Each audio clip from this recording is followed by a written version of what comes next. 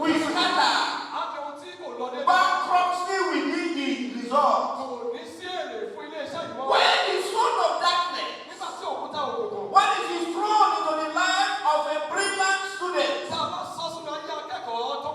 the student that has been performing wonderfully, we eventually become a failure. Brethren, when this son of darkness is thrown to a consultant, somebody has been a consultant, maybe consultant surgeon. Oh, the operation he has been carrying out for the past 40 years has been succeeding. He starts to become a failure. When the son of darkness is thrown against a pilot,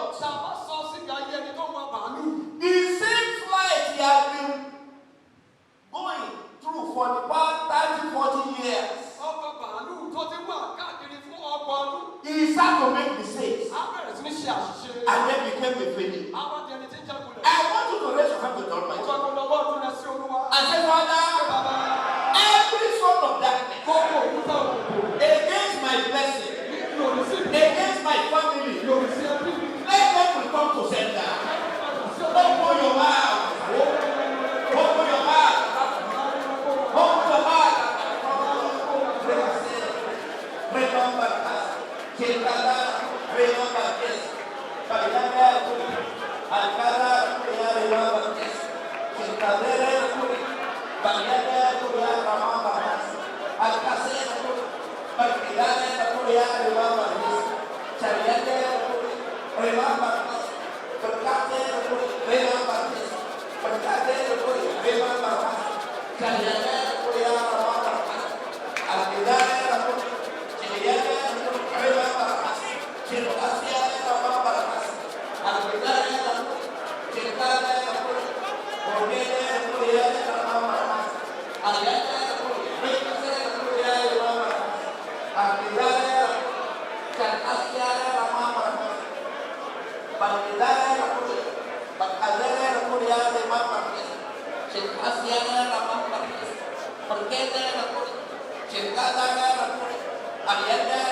Remember this. Jericho.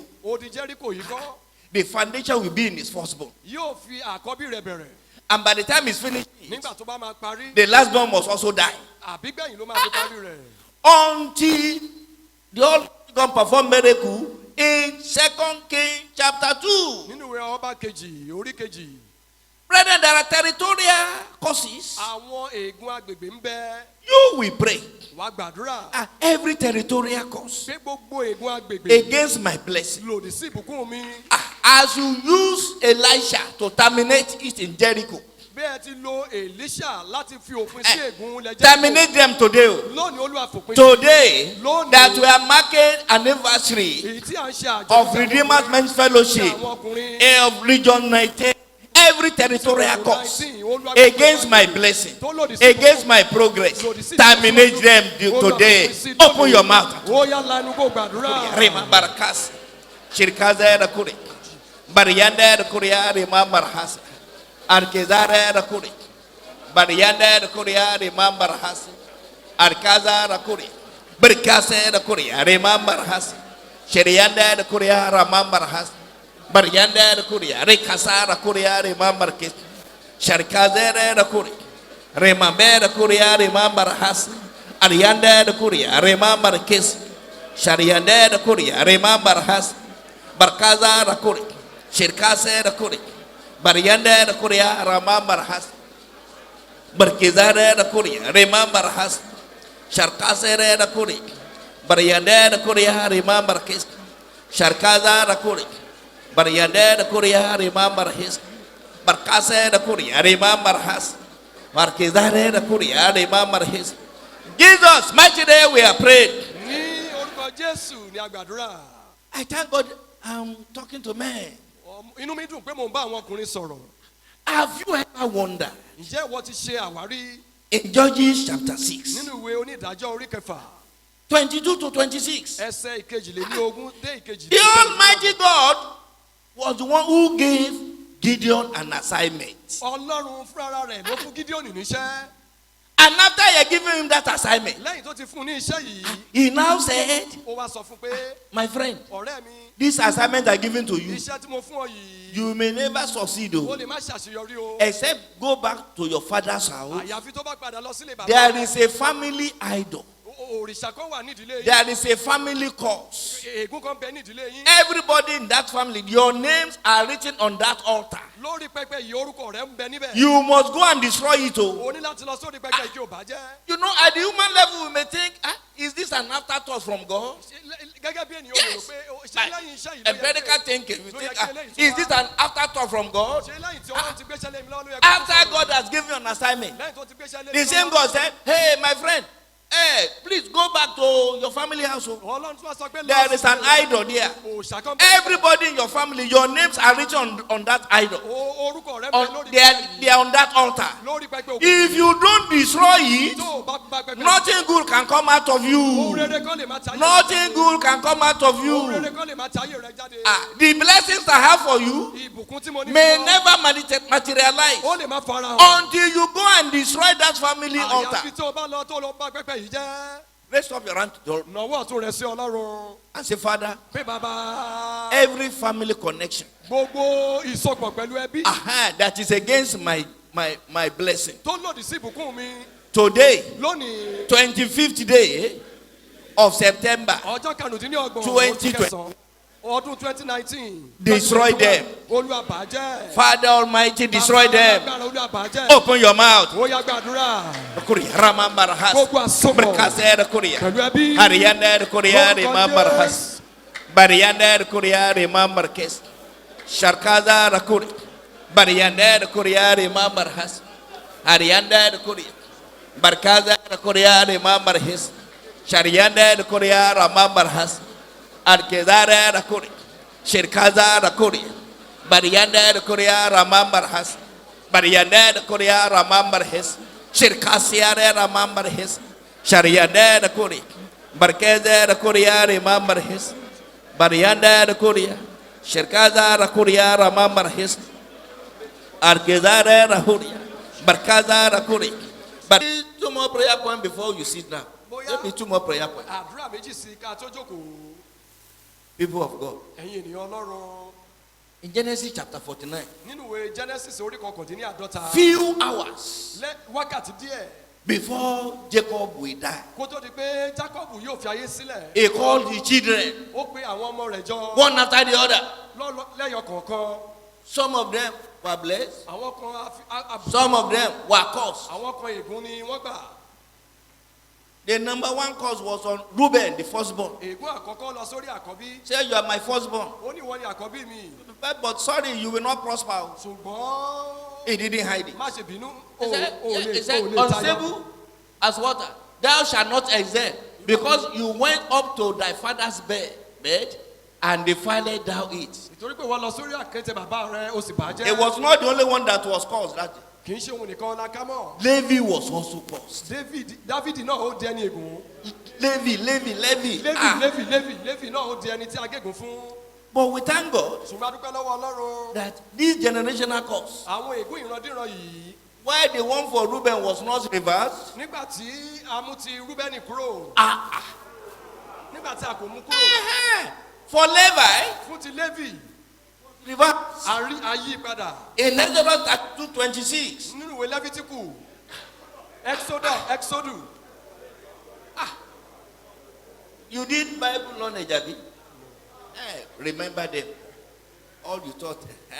Say Exodus 32:26. ìwé Exodus orí kejìléníọgbọ̀n ẹsẹ̀ kẹrìndínlọ́gbọ̀n. When he said, who is side?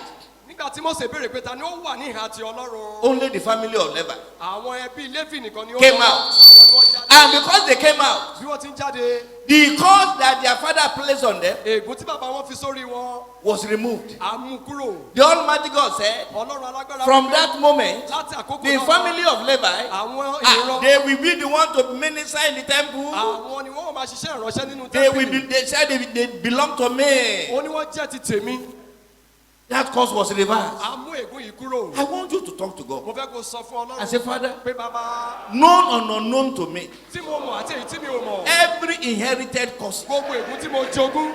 against your blessing in my life, tó lòdì sí ìbùkún rẹ. let them be reversed jẹ́ today. kí wọ́n ti múmú kúrò. Open your mouth. ó yá gbàdúrà. Open your mouth. Open your mouth. Rekasia Ramambar has. Arkasara Korea. Brekeze Korea. Remember has. Arkezara Korea. Remember his. The prayer point before you sit down. àdúrà tó kọ̀ ká tó jókòó. If you go back to Job 28 verse 3, tá a bá lọ sínú ìwé Jóòbù orí kejìdínlọ́gbọ̀n ẹsẹ̀ kẹta. you will discover wá ṣe àwárí that pé the ultimate goal of the stone of darkness nípa tí ó ga jù tí òkúta òkùnkùn yìí. is untimely òun death. náà ní ikú òjijì. Please look, Job 28 verse 3. ìwé Jóòbù It's our friend that is on the ẹsẹ̀ kẹta. media. Be a little bit faster. It's okay. Job 28 verse 3. ìwé Jóòbù orí kejìdínlọ́gbọ̀n. 28 verse orí 3. kejìdínlọ́gbọ̀n ẹsẹ̀ kẹta. Verse 3. ẹsẹ̀ kẹta. He said, He set an hand to darkness. ó fi òpin sí òkùnkùn. God will put an end to darkness in your life. Olúwa yóò fi òpin sí Every dark òkùnkùn. spot in your life. gbogbo òkùnkùn nínú ayé rẹ. Anything that is against your blessing. ohun gbogbo tó lòdì sí ìbùkún rẹ. He said, and sighted out all perfection. ó sì wá ṣe àwárí gbogbo pípé. God wants your life, perfect joy. Olúwa fẹ́ àyọ̀ pípé. That's what you want in your life. Ó jẹ́- Perfect health. That's what you want for you. ó jẹun tó Eh, ayé rẹ rèé.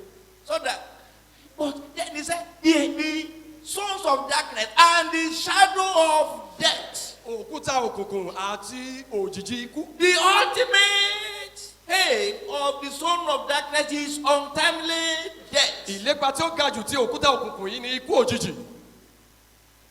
I am happy I'm talking to our men inú mi dùn pé àwọn ọkùnrin ni mò ń bá sọ̀rọ̀. because we are going to pray. torí pé a ó gbàdúrà. You know, even human assessment gẹ́gẹ́ bá ṣe ìṣirò ti ènìyàn tí a gbé yẹ̀wò ní ti ènìyàn. believe that ìgbàgbọ́ ni between the husband and the wife, ìgbàgbọ́ ni pé láàrin ọkọ àti aya. they expect that the man must die before the wife. èrò ti ara ni pé ọkọ ní ẹni àkọ́kọ́ tó yẹ kó kọ́kọ́ fi ayé sílẹ̀. And they try to convince us that the genetics of women is such that they live longer than their husband. òun tí wọ́n sọ fún wa ni pé ìgbé ayé tàwọn obìnrin wa máa gbé pẹ́ ju àwọn ọkùnrin lọ. I don't find that in the Bible. èyí ò sí nínú bíbélì. I don't find that in the Bible. àkọsílẹ̀ bẹ́ẹ̀. You will open your mouth wá lá inú rẹ. and you cry to God wá sì sọ fún ọlọ́run. that every seed of untimely death gbogbo irúgbìn ikú òjijì must be terminated in your life. kó di píparun nínú ayé mi. Mention your name dárúkọ rẹ. and cry to God. kó o kígbe sí Say, ọlọ́run. every seed of untimely gbogbo death irúgbìn ikú òjijì be terminated nínú ayé mi. in my life. nínú ayé mi. Rekaza Ramambar has. ẹ fòpin sí. Berkase the Kuri. nínú ayé mi ẹ fòpin sí. Barianda the Kuria Remambar has. Sharkaza Barianda the Kuria. Berkaza the Kuria Remambar has. Sharkazere the Kuria. Arianda the Kuria Remambar case.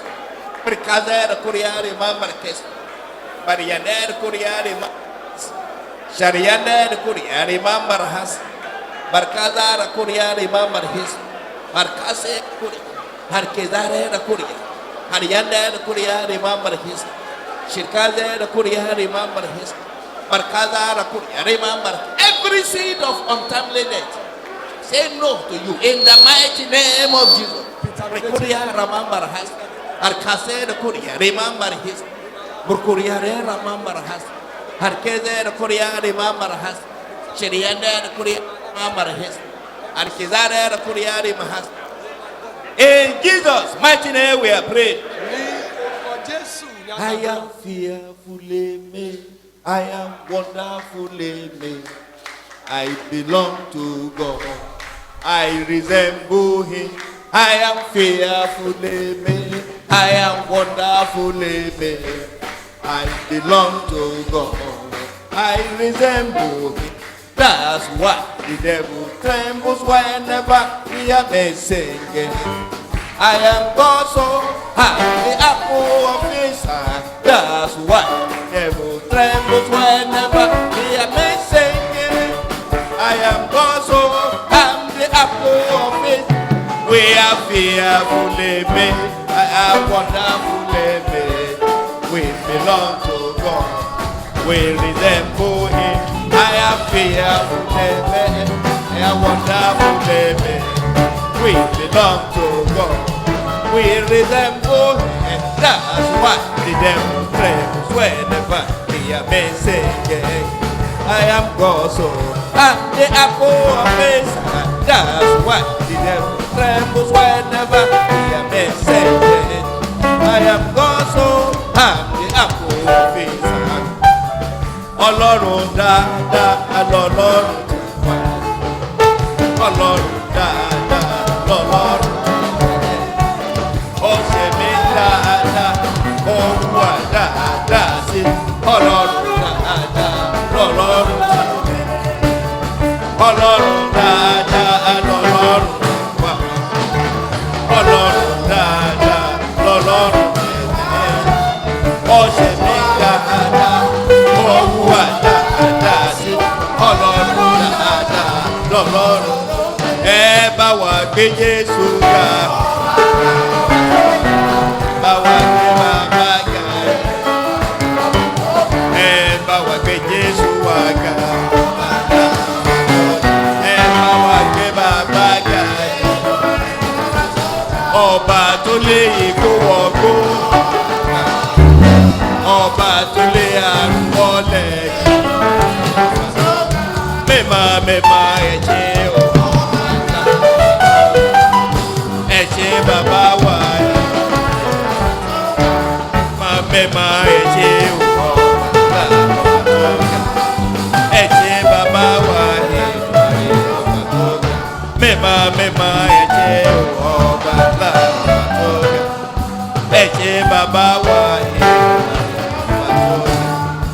Father, in the mighty name of Jesus, Bàbá ní orúkọ ńlá Jésù.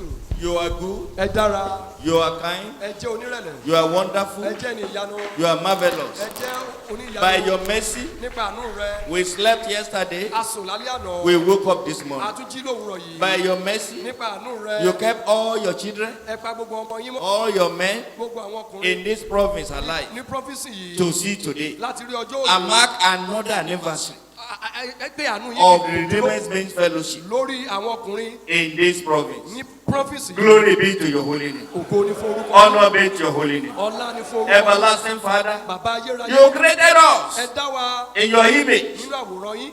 and bless Ẹ us. sì bùkún wa. Whatever is against your blessing, Ohunkóhun tó lòdì sí in ìfẹ́ wa our life, nínú ayé wa. please terminate today Lónìí ẹ fòpin sí. in the mighty name of Ní Jesus. orúkọ ńlá Jésù. Father, Bàbá. as you go into your word, Bí a ti ń lọ sínú give ọ̀rọ̀ power rẹ. to your word. Ẹ fi ọlá fún ọ̀rọ̀ yín. Give utterance to your word. Ẹ fi ọlá fún ọ̀rọ̀ Let yín. your word bless us. Kí ọ̀rọ̀ yín kó Let your bùkún word wa. challenge Kí us. ọ̀rọ̀ yín kó bùkún At the wa. end of today, Lópin gbogbo. the glory will go to you. Kí ògo kó padà We sọ́dọ̀ will yín. not share your glory. A ò ní pín nínú ògo But yín. Father, please let the blessing be ours Bàbá ìjọ̀wọ́ kí ìbùkún kó jẹ́ tiwa. and let our blessing be permanent. Kí ìbùkún wa kó sì wà títí. Jesus' mighty name we are praying. Ní orúkọ ńlá Jésù ni a gbàdúrà. So we can be seated. A lè jókòó. Praise the Lord. Hallelujah. Talk to somebody by your side. Sọ fún ẹnìkan lẹ́gbẹ̀ẹ́ rẹ. Tell him or her. Sọ Tell him fún whether the devil likes it or not. bóyá èṣù fẹ́ tàbí èṣù kọ̀. You are blessed. O ti di alábùkún fún. You remain blessed. Wà á di alábùkún fún.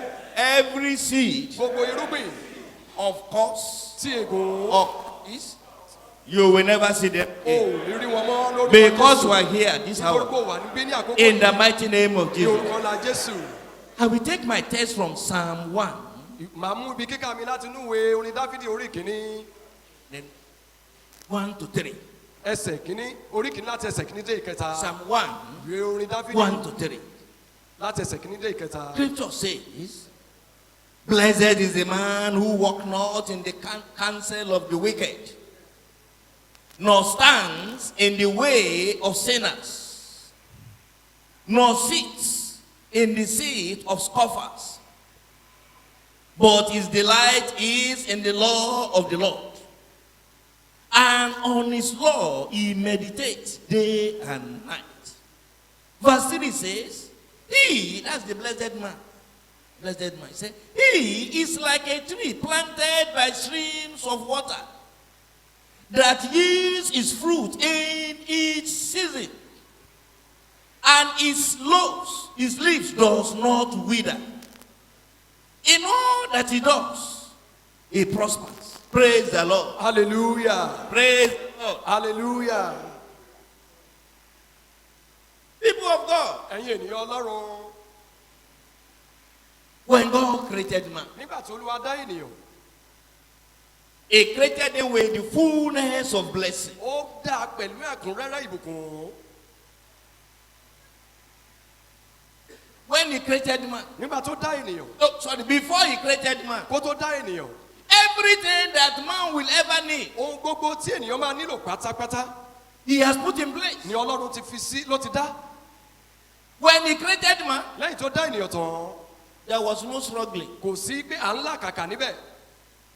When he created man, Nígbà tó dá ènìyàn, there was no labor. kò sí pé à ń ṣe làálàá. When he created man, Nígbà tó dá ènìyàn, it was jubilation and celebration. ènìyàn ń ṣe àjọyọ̀ lórí àjọyọ̀ ní gbogbo ìgbà. When he created man, Nígbà tó dá ènìyàn, it was for man and between man and God to fellowship. ìṣe ló wà láàrin Ọlọ́run àti ènìyàn láti máa ní ìbádàpọ̀. Everything that is against the blessing of man Ohun gbogbo tó lòdì sí ìbùkún ènìyàn, started in Genesis chapter 3. ó bẹ̀rẹ̀ nínú ìwé Genesis orí ìkẹta. When man sinned Nígbà tí ènìyàn dẹ́ṣẹ̀ sí Ọlọ́run, and the Almighty God Ọlọ́run alágbára, introduced curse. ó fi ọ̀rọ̀ jáde tí a pè ní ègún. He caused the man, Ó fi ènìyàn rèé, caused the woman, ó fi obìnrin ré, caused the serpent, ó fi ejò ní, ó fi and ré, also caused the land. àti ilẹ̀ pẹ̀lú. So who then is the blessed man? Ta ni ẹni náà tí a lè pè ní alábùkún fún? Or can say what are the characteristics of this blessed man? Tàbí kí la lè sọ pé ó jẹ́ àwọn tí a lè sọ pé a lè rí mọ́ ènìyàn tá a máa fi pè ní alábùkún fún? We mentioned about 7, A ó dárúkọ bíi méje. and then we'll see if we still have time to pray. A ó wò ó tí àkókò bá wà láti gbàdúrà.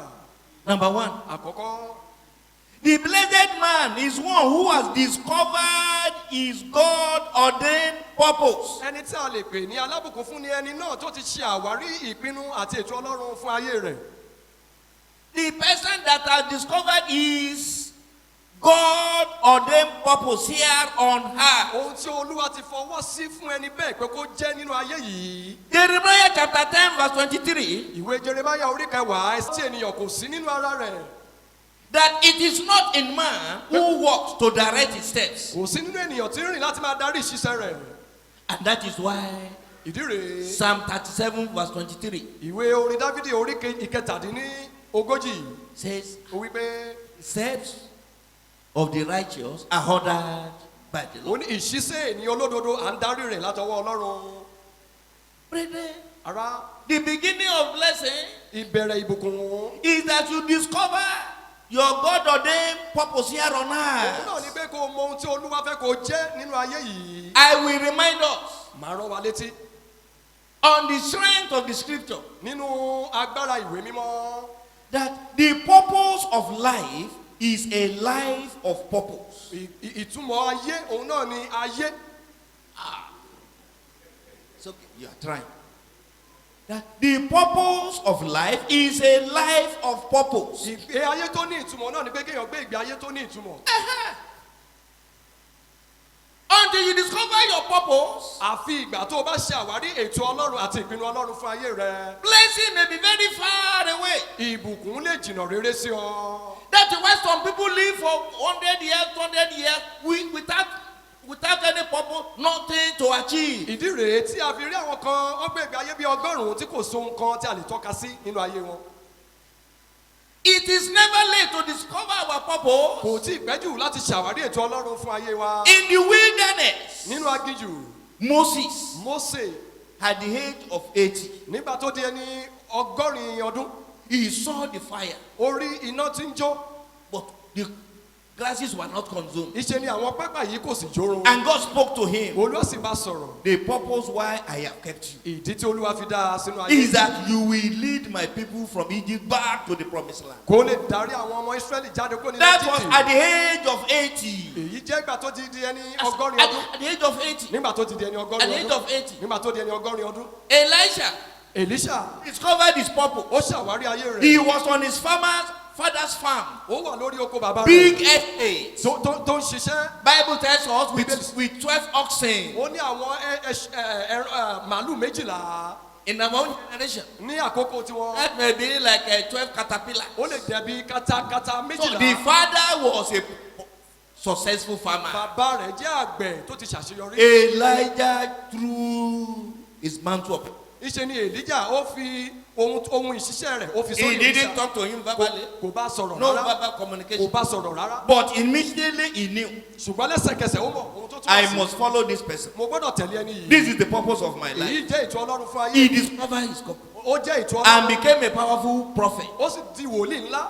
Paul the apostle, Pọ́ọ̀lù àpọ́stélì. thank God, he was a trained Ó lawyer jẹ́ ẹni tó kẹ́kọ̀ọ́ nínú iṣẹ́ òfin. under Gamaliel. Under Gamaliel, Ó ṣiṣẹ́ lábẹ́ Gàmálì. was a very successful lawyer. Ó jẹ́ ẹni tó mọ̀ nípa òfin. And when you read all his texts, Tá a bá wo gbogbo ohun that tí ó the Holy Spirit allowed him to write, gbogbo tí a tí ó you will know this is a lawyer talking. wàá mọ̀ pé ẹni yìí. You know this is a lawyer speaking Ó jẹ́ ẹni tó mọ̀ nípa òfin. through the Holy Spirit. Nípasẹ̀ ẹ̀mí mímọ́. But on the way to Damascus, Ṣùgbọ́n lójú ọ̀nà sí Damascus. the Almighty God appeared to him Ọlọ́run fọ́nrán hàn. and said, I will use you Ó ní máa lù ọ́. as my disciple Gẹ́gẹ́ bí ọmọlẹ́yìn mi. to the Gentiles. Fún àwọn kèfèrí. He discovered Ó his ṣàwárí purpose. ètò Ọlọ́run. He discovered his purpose. Ó ṣàwárí Our Father in the Lord, bàbá wa nínú Olúwa. he didn't hide Wọn ò fi pamọ́ fún his wa. experience, Nínú ìrírí. his expectation Nínú ìfojúsọ́nà. at the human level. Gẹ́gẹ́ bí ènìyàn. That he wanted to become the youngest vice chancellor in Africa. Wọ́n fẹ́ di ẹni tó kéré jù nínú àwọn tó máa jẹ́ But adarí the Almighty God arrested him Ṣùgbọ́n Olúwa tètè and said, you will be the general overseer. ó tètè pè ó sọ fún wọn pé ẹ̀yin gangan You jẹ́ will òjẹ́. not be vice chancellor, Rárá o, ètò mímọ́. but you will eventually employ vice chancellor. Ṣùgbọ́n wa tún máa gba àwọn wọ̀nyí síṣẹ́. People of God, Ẹ̀yin ènìyàn Ọlọ́run. blessedness begins when you identify your assignment here on earth. Jíjẹ́ alábùkún fún ó bẹ̀rẹ̀ nípa ṣíṣiṣẹ́ nínú ayé yìí. And it is never late Kò tí ì pẹ́ jù rárá. to discover your purpose of life. Láti mọ ètò Ọlọ́run fún ayé rẹ nínú ayé yìí. I remember Mo rántí while I was in Ota nígbà tí mo wà ní Ọ̀tà as provincial pastor, gẹ́gẹ́ bí olùṣọ́àgùntàn 2007, ní ọdún 2007. there was a graduate of medicine. Akẹ́kọ̀ọ́ kan wà tó ti kẹ́kọ̀ọ́ gboyè nínú iṣẹ́ He passed. ogun. Ó ṣe àṣeyọrí. He passed. Ó ṣe àṣeyọrí. Did convocation. Ó ṣe dáradára. Ó jáde. He had a clinic there. Ó tún ní ilé ibi iṣẹ́ tirẹ̀. And he discovered Ó ṣe àwárí. that he was not to become a medical doctor. Ó wá ṣe After àwárí. he had gone to school and passed those, Lẹ́yìn ọ̀pọ̀lọpọ̀ ọdún pé kò yẹ kó jẹ́ ìlànà yìí lòun máa tọ̀ nínú ayé rẹ̀. he didn't have peace. Kò ní ìbàlẹ̀ ọkàn. Said it was his parents that forced him to go Ó and ní read medicine. àwọn òbí rẹ̀ ni wọ́n fipá mú láti lọ kẹ́kọ̀ọ́ láti di. He asked God, Dókítà. he asked God, what must he do? Ó béèrè pé kí ló yẹ kí n ṣe. And God told him he is to be a tailor. Olúwa wá sọ fún mi. ó gbọ́dọ̀ jẹ́. After he had graduated as medical doctor. Lẹ́yìn tó ti kẹ́kọ̀ọ́ gboyè gẹ́gẹ́ bí So he went to oníṣègùn UK. òyìnbó. He went to UK Ó lọ sí ìlú ọba to learn sewing láti kọ́ bí a ti ń and ránṣọ. concentrated on suits. Ó sì On sewing suits. ó wá mọ bí a ti ń rán aṣọ àwọn ọkùnrin suit. So when he came back, Nígbà tó padà wá. he got somebody to manage the clinic downstairs. Oh, the story building. And he was doing his, he was sewing suits. Ibi tí ó ti ń ṣiṣẹ́ ìwòsàn ó fà á lé ẹnìkan lọ́wọ́. And I tell you, Mo sọ fún wa when he sewed suits for you, tó bá rán súùtù fún ọ. you will just believe it's either from Italy or from UK. If they didn't tell you it's from Nigeria, you will never Tí know. o bá sọ fún ọ pé orílẹ̀-èdè yìí ni wọ́n ti rán o ò lè gbàgbọ́. After he has wasted time to study medicine, Lẹ́yìn tí ó ti kọ́ bí a ti ṣe he ètò ìwòsàn. discovered his purpose. Ó wá ṣe àwárí ètò I Ọlọ́run. pray for somebody here Mo today. gbàdúrà fún ènìyàn. You will discover your purpose. Wàá mọ ètò Ọlọ́run. You will discover your purpose. Wàá mọ ètò Ọlọ́run. Your children will discover their purpose. Àwọn ọmọ rẹ yóò mọ ètò Your Ọlọ́run. wife will discover their purpose. Aya rẹ yóò mọ ètò In the mighty name of Ní Jesus. orúkọ ńlá Jésù. Number 2, Èkejì, a blessed man alábùkún fún ènìyàn. is one Òun ni ẹni náà that has a successful family tí ó ní ẹbí tí ó is a ṣàṣeyọrí. successful family man. Ó jẹ́ ẹni tó jẹ́ pé ó ti ṣàṣeyọrí nínú ètò ti ẹbí rẹ̀. How? Báwo? Two crucial issues are Ohun involved méjì here. ni a lè mú jáde. To be a successful family man, Láti jẹ́ ẹni tó the ṣàṣeyọrí. first is that you must become the high priest of your family. Irú ẹni bẹ́ẹ̀ gbọ́dọ̀ jẹ́ àlùfáà ẹbí rẹ̀. Must be the high priest of your family. Ó gbọ́dọ̀ jẹ́ àlùfáà àgbà nínú ẹbí rẹ̀. Bible tells us Bíbélì sọ fún wa concerning Abraham. nípa ti Ábúráhámù. God gave a testimony. Ọlọ́run ó jẹ́rìí nípa rẹ̀. In Genesis chapter 18, Nínú ìwé Genesis orí kejìdínlógún. 18 and 19, ìkejìdínlógún àti ìkọkàndínlógún. God gave a testimony Ọlọ́run sọ ẹ̀rí about Abraham. nípa Ábúráhámù. He said in verse 18, Ó sọ ní ẹsẹ̀ he kejìdínlógún. said, seeing that Abraham shall surely become a great and mighty nation, and all the nations of the earth shall be blessed in him. Because you must be blessed before people can be blessed in you. O gbọ́dọ̀ di alábùkún fún ní àkọ́kọ́ kí àwọn èèyàn tó di alábùkún fún nípasẹ̀ rẹ̀. I have chosen him that he may command his children and his household after him to keep the way of the Lord by doing righteousness and justice, so that the Lord may bring to Abraham what he has promised to him. God said, Abraham, I am sure he will command the totality of his household Ó dá mi lójú pé ni yóò pàṣẹ to fún gbogbo obey ènìyàn the law of God. láti gbọ́ràn sí àṣẹ Ọlọ́run. Not begging them. Kì í ṣe pé ó fẹ́ bẹ̀ We will wọ́n. command them. Yóò pàṣẹ fún wọn. Command them. Yóò pa á láṣẹ fún wọn. You must be the high priest of your home. Ó gbọ́dọ̀ jẹ́ àlùfáà àgbà fún ẹbí rẹ̀. You must lead the family prayer. Ìwọ lẹni tó gbọ́dọ̀ máa darí In as àdúrà. much as you are in the house, at Níwọ̀nba home, ìgbà tó bá ti wà ní ilé. command your children. Pé àwọn ọmọ rẹ̀. Say, these are the laws of God. Èyí ni ètò Ọlọ́run. You must obey them. O gbọ́dọ̀ tẹ̀lé. That is how to be a successful Bí a ṣe family lè man. ní ẹbí rèé. Because Bible says, train up your child. Ó ní ẹ̀tọ́ ọmọ yín lọ́nà tí ó tọ́. Proverbs 22:6. Ìwé òwe orí kejìléníogún ẹsẹ̀ He kẹfà. didn't say, train up an adult. Kì í sọ pé ẹ̀kọ́ àgbà When you become 80, tó o bá ti di ẹni 100 ọdún. your son is above 50. Tí ọmọ rẹ wá jẹ́ 50. You already have grandchildren and great-grandchildren. O ti ní àwọn ọmọ. Your own son is no longer a child. Ọmọ tó o ti bí láti inú rẹ̀ kì í ṣe There is ọmọ. a time frame. Àkókò wà fún gbogbo. So the successful man, Ọkùnrin tá a lè sọ pé family ṣàṣeyọrí. man, Ọkùnrin tó is the one ṣàṣeyọrí. that is the high priest of his home. Òun náà la sọ pé ó jẹ́ àlùfáà àgbà. Not nínú only ilé rẹ̀. that, Kì í ṣe léyìí a nìkan. successful family man Ó jẹ́ aláṣeyọrí nínú ẹbí. must be a friend Ó gbọ́dọ̀ jẹ́ ọ̀rẹ́. to both his wife and his children. Ọ̀rẹ́ fún aya àti àwọn ọmọ.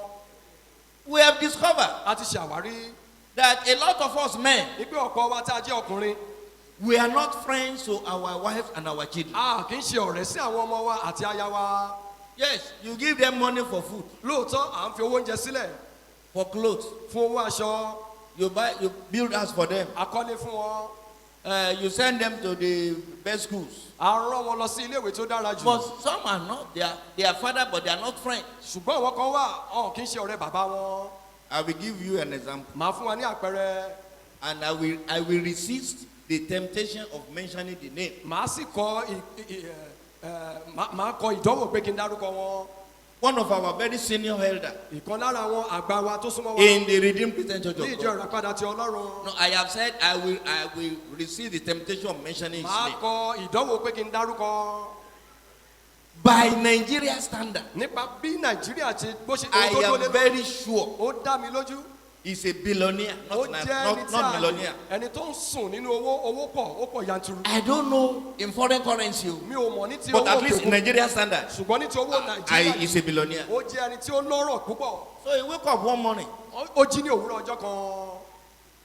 Usually, when he leave the house, Nígbàkigbà tó bá fẹ́ fi ilé sílẹ̀ before the children wake up, Go to he has gone for Sure. business meeting. kí àwọn ọmọ tó jí wọ́n ti lọ fún. By the time he comes back at night, Tó bá máa padà wá ní the àṣálẹ́. children are also sleeping. Àwọn ọmọ ti sùn.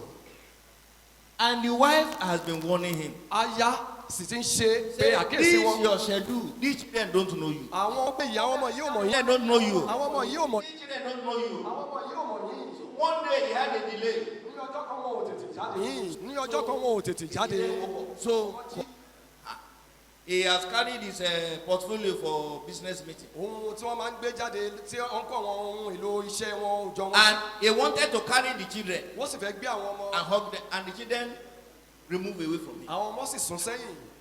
He tried to carry them. The children bí wọ́n ṣe gbìyànjú láti gbé àwọn ọmọ bẹ́ẹ̀ ni wọ́n sún sẹ́yìn. The wife said, I have been telling you, children will not allow strangers to hug them. ìyá wọn sì dáhùn pé àwọn ọmọ ò nígbà kí àlejò kó gbé wọn. Hey, I've been telling you. mo ti sọ And fún children ọ. they don't know you. wọn mọ̀ So that day, lọ́jọ́ yìí. that's the reality. Èyí They jẹ́ know their teacher more than you. wọ́n mọ olùkọ́ wọn ju wọ bàbá wọn lọ. So he reorganized his life. wọ́n wá tún wọ́n ṣe àtúnṣe. Brethren, ara. you must be, to be a successful husband, you must also be a friend to your wife and your children. láti jẹ́ aláṣeyọrí ọkùnrin nínú ilé o gbọ́dọ̀ jẹ́ ọ̀rẹ́ sí aya àti àwọn ọmọ. You must have quality time for your wife and for your children. o gbọ́dọ̀ ní àkókò tó tọ́ fún àwọn ọmọ àti aya. Have you not noticed ìjẹ́ wo ti kíyèsí. that some children, ibi àwọn ọmọ kan wà. after they have married, lẹ́yìn tí wọ́n bá ti gbéyàwó. either the boy or the man or bóyá the ọkùnrin girl, ni tàbí obìnrin ni.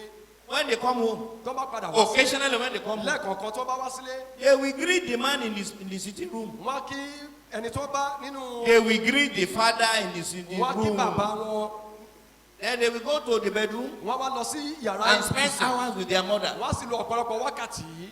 And then the man started to get jealous. ìṣe ni bàbá wọn bẹ̀rẹ̀ sí ní jowú. The truth is that he has never been friendly to them. òtítọ́ pé kò jẹ́ ọ̀rẹ́ sí wọn. He has never have time for them. kò tí ní àkókò fún wọn. The only thing he does to pay school fees and then he goes his way. ohun kan tó lè ṣe ni pé kó sanwó iléèwé. People of God, ẹ̀yin ènìyàn ọlọ́run. men of, àwọn ènìyàn ọlọ́run. I want you to talk to your neighbor. mo fẹ́ kó bá ẹni tó wà lẹ́gbẹ̀ẹ́ rẹ Talk sọ̀rọ̀. to him. sọ fún Say, un. be a friend to your wife jẹ́ ọ̀rẹ́ sí aya rẹ. and to your children. àti sí ọmọ rẹ. Say it again. sọ fún un. jẹ́ ọ̀rẹ́ sí aya rẹ. àti sí àwọn ọmọ rẹ. Cultivate friendship with your wife. máa mọ bí a ti ń And dọ̀rẹ́ your children. àti àwọn ọmọ. That is number 2. èyí jẹ́ ìkejì. Number 3. ìkẹta. The blessed man ọkùnrin alábùkún fún. practices complete obedience to God. a máa ṣe ohun tí a ń pè ní ìgbọràn pátápátá sí ọlọ́run. Complete obedience to God. ìgbọràn pátápátá sí ọlọ́run. Brethren, you will agree with me. ẹ ó gbà pẹ̀lú mi. The opposite of blessing, that is curse, ìdàkejì ìbùkún òun náà ni a pè ní ègún. came out of disobedience. ó jáde láti ní ohun tí a pè ní àìgbọràn. God told Adam and his ọlọ́run wife, sọ fún Ádámù these àti aya are your limits. rẹ̀. ohun bí tẹ́ ẹ lè délé léyìí. These are your limits. gbèdéke yín rèé. But disobedience came ṣùgbọ́n àìgbọràn wọlé. and curses followed. àti ègún wá tẹ̀lé. A blessed man is one that practices complete obedience. ọkùnrin alábùkún fún ni ẹni náà tó ń ṣe ohun tí a pè ní ìgbọràn In pátápátá. Genesis chapter 6, nínú ìwé Genesis orí kẹfà verse 8. ẹsẹ̀ ìkẹjọ. Genesis 6:8. ìwé Genesis orí kẹfà ẹsẹ̀ ìkẹjọ. When God instructed Noah nígbà tí Olúwa pàṣẹ fún Noah to build the ark, láti kọ́ ọkọ̀. Bible tells us bíbélì sọ fún wa. he gave him like a architectural details, gbogbo ohun tí ó máa ṣe pátá láti kọ́ ọkọ̀ yìí gbogbo ẹ̀ pátá ni Ọlọ́run sọ. specifications, gbogbo òdiwọ̀n. the length, the breadth, gúngùn the fífẹ̀ windows, the doors, fèrèsé everything. ilẹ̀kùn ohun gbogbo pátá. Bible tells us Bíbélì- Noah obeyed God Bí- 100% Noah ó ṣe ìgbọràn sí ohun gbogbo tí Olúwa sọ fún un. because partial obedience is disobedience. nítorí pé ìgbọràn kékeré ó túmọ̀ sí pé àìṣàgbọràn rárá. Partial obedience is what? ìgbọràn díẹ̀ I ó túmọ̀ want sí you pé to answer me. àìṣàgbọràn rárá. Partial obedience is, ìgbọràn díẹ̀ ó túmọ̀ sí pé àìgbọràn and rárá. we have the example of Saul. a ní àpẹẹrẹ Sọ́ọ̀lù. Saul did not campaign to be king. Saul, he didn't campaign to be king. kò fi igagbága pé òun fẹ́ di ọba. There was no lobby, no political party, nothing. God said he will be king and he was ordained king. kò ṣe ìkéde pé ó fẹ́ jọba ṣùgbọ́n Olúwa sọ pé yóò jọba ó sì jọba. But because of partial obedience, ṣùgbọ́n nítorí àìṣe àgbọràn pípé he lost the kingdom. ó sọ ìjọba rẹ̀ nù. You will not lose your kingdom. o ò ní sọ ìjọba rẹ̀ nù. You will not lose your blessing. o ò ní sọ ìbùkún rẹ̀ nù. You will fulfill destiny. wàá mú àyànmọ́ṣẹ́. In the mighty name of ní Jesus. orúkọ ńlá Jésù. In the mighty name of Jesus. ní orúkọ ńlá So Jésù. the blessed man are people who says, yes, Lord. Anything God asks you to do, yes, Lord. àwọn alábùkún fún ènìyàn ní àwọn tí wọ́n máa wí pé tí Olúwa bá sọ pé bẹ́ẹ̀ ni wọ́n sọ pé bẹ́ẹ̀ ni. Whatever he asks you to do, say, yes, Lord. ohun tí Olúwa bá pa aláṣẹ wọn máa tẹ̀lé. Brethren, I know you have brains to reason. mo mọ̀ pé a ní ọpọlọ láti lè fi ronú. It is not every time that instruction from God makes sense. nígbà gbogbo ní ọ̀pọ̀ ìgbà kì í ṣe gbogbo tá a bá gbọ́ látọ̀dọ̀ ọlọ́run ló máa ń ní ìtumọ̀ sí wa. But the way you are sure this instruction from God, we obey. ṣùgbọ́n ní kété tó bá ti mọ̀ pé látọ̀dọ̀ ọlọ́run ni wàá gbọ́ràn sí i. Námánì was about to lose his blessing. ó ti fẹ́ sọ ìbùkún rẹ̀ nù. The servant of God said, go and bathe in River Jordan. ìránṣẹ́ ọlọ́run sọ pé Simple lọ́wọ́ ẹ̀ instruction. nínú odò Jọ́dánì. Then he started to reason. ó bẹ̀rẹ̀ sí ní rò ó. Is it because of Jordan I came here? ṣé nítorí odò Jọ́dánì ni mo ṣe wá. Where I came from, níbi tí mo ti wá. there are better rivers, àwọn odò tó dára. cleaner rivers. àwọn odò tó mọ́. He started to reason. ó bẹ̀rẹ̀ sí ní rò ó gẹ́gẹ́ bí ọpọlọ ènìyàn. He never knew kó mọ̀ pé. that River Jordan ipe odò Jọ́dánì yìí. is the river of anointing ó jẹ́ odò tó ń ṣàn fún ìfòróróyàn. that even our Lord Jesus Christ Jésù Kristi Olúwa wa. was baptized in Jordan. nínú odò yìí kan náà ni a ti ṣe And as ìrúbọ. he was coming out, bí ó sì ti ń jáde. the heavens opened. ọ̀run ṣí. The Almighty God in heaven said, this is my beloved son, Ọlọ́run sọ̀rọ̀ pé èyí ni in whom àyànfẹ́ I am mi. well pleased. ẹni tí inú mi dùn sí. Right from Jordan, láti Jọ́dánì wá. he never knew kó mọ̀ pé. that this Elisha who instructed him to go to Jordan ìgbé Èlíṣà yìí tó sọ fún pé kó lọ sínú odò yìí. received double portion of anointing inside Jordan nípasẹ̀ odò yìí kan náà ló gba ìlọ́po méjì from his ìfòróróyàn. own master, látọwọ́ ọ̀gá rẹ̀ wá. Elijah. Èlíjà. He was arguing ó rò ó. until God helped him. ó ń jiyàn títí di ìgbà tí Olúwa fi ràn One lọ́wọ́. of the assistants said, Oga, don't do big man here. Ìkọlá. He said, go and bath in Jordan. wọ́n sọ fún pé ọ̀gá. He didn't ask you to bring money. ẹ má ṣe bí ọ̀gá níbí ohun tó ní ká ẹ ṣe ní ká ẹ ṣe wọn ní ká ẹ mówó wá. Partial disobedience. ìgbọràn díẹ̀. It same thing as disobedience. ọ̀kan náà ló jẹ́ pẹ̀lú àìgbọràn. Number 4, ìkẹrin. the blessed man ọkùnrin alábùkún fún. increases, is one that increases in his faith to God. òun ni ẹni náà tí ó ń dàgbà sí ní gbogbo ìgbà nínú ìgbàgbọ́ rẹ̀ sí Ọlọ́run. In faith. ìgbàgbọ́ rẹ̀ ń dàgbà A sí. very good example is David. àpẹẹrẹ tó dára ni Dáfídì. Before David faced Goliath, kó tó di pé Dáfídì ó kọjú sí Gòláyátì.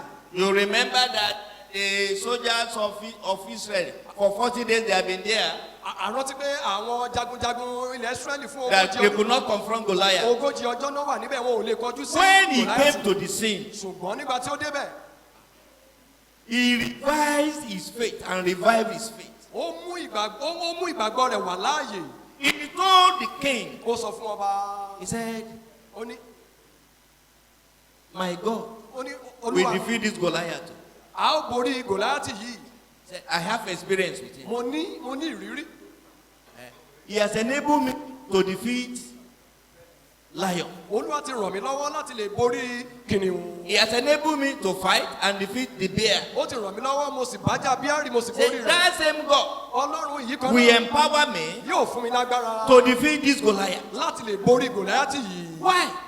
kí nìdí? Because Bible tells us without faith you cannot please Bíbélì God. sọ fún wa pé láìsí ìgbàgbọ́ kò ṣeé ṣe láti wo Ọlọ́run. Without faith you can't please God. láìsí ìgbàgbọ́ a ò lè wo Ọlọ́run. By human assessment, ṣùgbọ́n ní ti èrò ti ènìyàn David was not a match to a Goliath, ò lè fi Dáfídì wé Gòláyátì. but by the power of the Almighty God, ṣùgbọ́n nípa agbára Ọlọ́run he was able to defeat ó Goliath. lè borí I Gòláyátì. pray for all of you here mo gbàdúrà fún gbogbo and the families you represent. àti ẹbí tẹ̀ ń ṣojú fún Every Goliath gbogbo Gòláyátì that have been terrorizing your life, tó ti yọ ayé yín lẹ́nu your family, ẹbí yín or your business, àti okòwò yín God will defeat them. Olúwa yóò borí wọn. The Almighty God will defeat them. Olúwa yóò borí wọn. The Almighty God will defeat them. Ọlọ́run yóò borí wọn. In the mighty name of Jesus. ní orúkọ ńlá Jésù. Number 5. ìkarùn-ún The blessed man ọkùnrin ni tí a gbé will ní alábùkún fún. deliberately run away from appearance of sin. ó jẹ́ ẹni náà tí ó máa dùn ní gbogbo ìgbà láti sá fún gbogbo ìfarahàn ibi. You will make up your mind wá pinnu nínú ọkàn rẹ. to run away from the appearance of sin. láti sá fún gbogbo ìfarahàn ibi. Now, whether you like it or not, bóyá o fẹ́ tàbí o kò. you will always encounter appearances of sin. àwọn ìfarahàn ibi a máa dojúkọ wá ní gbogbo Whether ìgbà. you like it or not, bóyá o fẹ́ tàbí o kò. invited or not invited, bóyá o pè é tàbí o kò pè é. sin will come to you. ẹ̀ṣẹ̀ á wá fúnra rẹ̀. Will be packed and repackaged. á wá ní ọ̀nà tí ó dára tó But you jọni must lójú. make up your mind ṣùgbọ́n o gbọ́dọ̀ pinnu nínú ọkàn rẹ. that you will run away wípé o máa sá fún from the ẹ̀ṣẹ̀. appearance of sin. wàá sá fún gbogbo ìfarahàn ẹ̀ṣẹ̀. That was what happened to Joseph. èyí ni ó ṣẹlẹ̀ sí We Joseph. we are all students of the Bible. gbogbo wa ni olùkẹ́kọ̀ọ́ bíbélì. We know what happened to Joseph. àmọ́ ohun tó ṣẹlẹ̀ sí Genesis Joseph. chapter 29, nínú ìwé Genesis orí Genesis kọkàndínlọ́gbọ̀n. 29, Genesis orí 7 to kọkàndínlọ́gbọ̀n. 13. láti ẹsẹ̀ kẹtàlá. Bible tells us bíbélì sọ fún wa. the temptation that Joseph endured. ìdánwò tí Joseph là It kọjá. was not a once and for all temptation kì í ṣe èyí tó kàn wá tó kàn tún lọ bẹ́ẹ̀. from the wife of his master. láti ọ̀dọ̀ ìyàwó ọ̀gá rẹ̀. Bible didn't hide it from us. bíbélì ò fi pamọ́ fún wa. That this woman kept on coming day over day. ojoojúmọ́ ni arábìnrin yìí ń wá sí ọ̀dọ̀ Joseph. Basic physiology will tell us tá bá wò nípa ti bí ara ènìyàn ti ń ṣiṣẹ́. when you talk about sexual sin, tá bá sọ nípa ẹ̀ṣẹ̀. the nípa temptation ìbálòpọ̀, is tougher when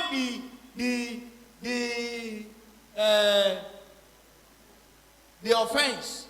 Yes, that's offense now, isn't it? Sexual offense. When the offense is from the woman than from the man. tí ẹ̀ṣẹ̀ yìí tó bá wá látọ̀dọ̀ obìnrin tí kì í ṣe látọ̀dọ̀ ọkùnrin a máa bò nígbà míì ó máa ń bò nígbà míì. Thank God we are men. We are all here. ọkùnrin ni wá ohun tí mo sọ yé It wa is tougher ó máa ń bò nígbà when míì. the demand is from the woman, tó bá ṣe pé látọ̀dọ̀ obìnrin not from the man. tí kì í ṣe látọ̀dọ̀ ọkùnrin. Joseph survived níṣe ni Joseph because he ṣàṣeyọrí had made up his mind torí pé ó ti pinnu nínú ọkàn rẹ̀ to run away from the appearance láti of. sá fún ìfarahàn ibi. That is why Bible tells us in the passage we read today, níbi tí a ti kà lónìí Psalm 1 to 3. ìwé orin Dáfídì orí He kìíní said, ẹsẹ̀ "Blessed kìíní is the man." ìbùkún ni fún ọkùnrin náà. Say, blessed is that man ìbùkún ni fún ọkùnrin náà. who walk not in the company of the tí kò wicked. rìn ní ìrìn àwọn èèyàn búburú. I want us to mark walking. The temptation starts with ó walking. bẹ̀rẹ̀ pẹ̀lú nípa rírìn. Say after walking, lẹ́yìn rírìn ńkọ́. then he stand in the way of sinner. The stand. ó tún tẹ̀lé pẹ̀lú If you have been walking, tó bá ti ń rìn. at a stage you will stand. tó bá tún yà wá tún dìde If you have been standing, at a stage Bible say they will sit down. lẹ́yìn From walking, láti rírìn standing, dídúró and then they will sit together. àti ìjókòó. Everything you find in Psalm 1 verse 1. ohun gbogbo tí a sọ yìí ó wà nínú ìwé orin Dáfídì orí kìíní ẹsẹ̀ And kìíní. what is the solution? kí ni ọ̀nà àbáyọ. Run away. sá àsálà fún ẹ̀mí. That was what Joseph did. ohun tí Joseph ṣe rèé. The blessed man has made up his mind. ọkùnrin aláṣeyọrí a máa pinnu nínú You ọkàn will rẹ̀. not walk, kò ní rìn you will not stand, kò ní dúró will not sit kò ní jókòó in the environment of sin. ní àyíká ibi tí ẹ̀ṣẹ̀ wá. Whether you like it or not, they will be there. bóyá o fẹ́ tàbí ọkọ̀ ẹ̀ṣẹ̀ yí wa káàkiri. One of our fathers in the Lord, ìkan nínú àwọn ìyá wa nínú Olúwa retired AGO, tí wọ́n ti fẹ̀yìntì báyìí more than 30 years ago, fún ọgbọ̀n ọdún sẹ́yìn he taught us. wọ́n kọ́ wa. That's very good. Baba Ilori. wọn bàbá wa bàbá Ìlọrin yìí. Baba Ilori is a graduate of Ibadan. Chemistry. Ibadan. iléèwé gíga ti ìlú Ìbàdàn ni wọ́n ti He jáde. said elementary physics say that every magnet has a magnetic field. gbogbo bí wọ́n ti sọ yìí. So Baba said, if you don't want to fall into sin, you must be far away from the magnetic field. tó o bá fẹ́ bọ́ sínú ẹ̀ṣẹ̀ o gbọ́dọ̀ sá fún ohun tó lè fà ọ́ wọnú ẹ̀ṣẹ̀. Because if you are within the magnetic field, you lose the power. The magnet overtakes you. tó o bá wà ní àyíká ohun tó lè fà ọ́ wọnú ẹ̀ṣẹ̀ ó ṣeé ṣe fún ọ kó o ṣubú síbẹ̀. And he said that was why Joseph ran away. ó ní ohun tó fà rèé tí Joseph tó fi sá. When the woman grabbed his clothes, nígbà tí tó ń fa aṣọ rẹ̀. the woman was bringing him to this magnetic field. ó ń fà wá sí ọ̀dọ̀ ara rẹ̀ níbi tí ìṣekúṣe yìí ò ti wáyé. And the only thing is to run away. ohun kan tó lè ṣe ni pé kó Because sá. when you are inside magnetic field, tó bá wà níbi tí ohun kan ti lè fà ọ́.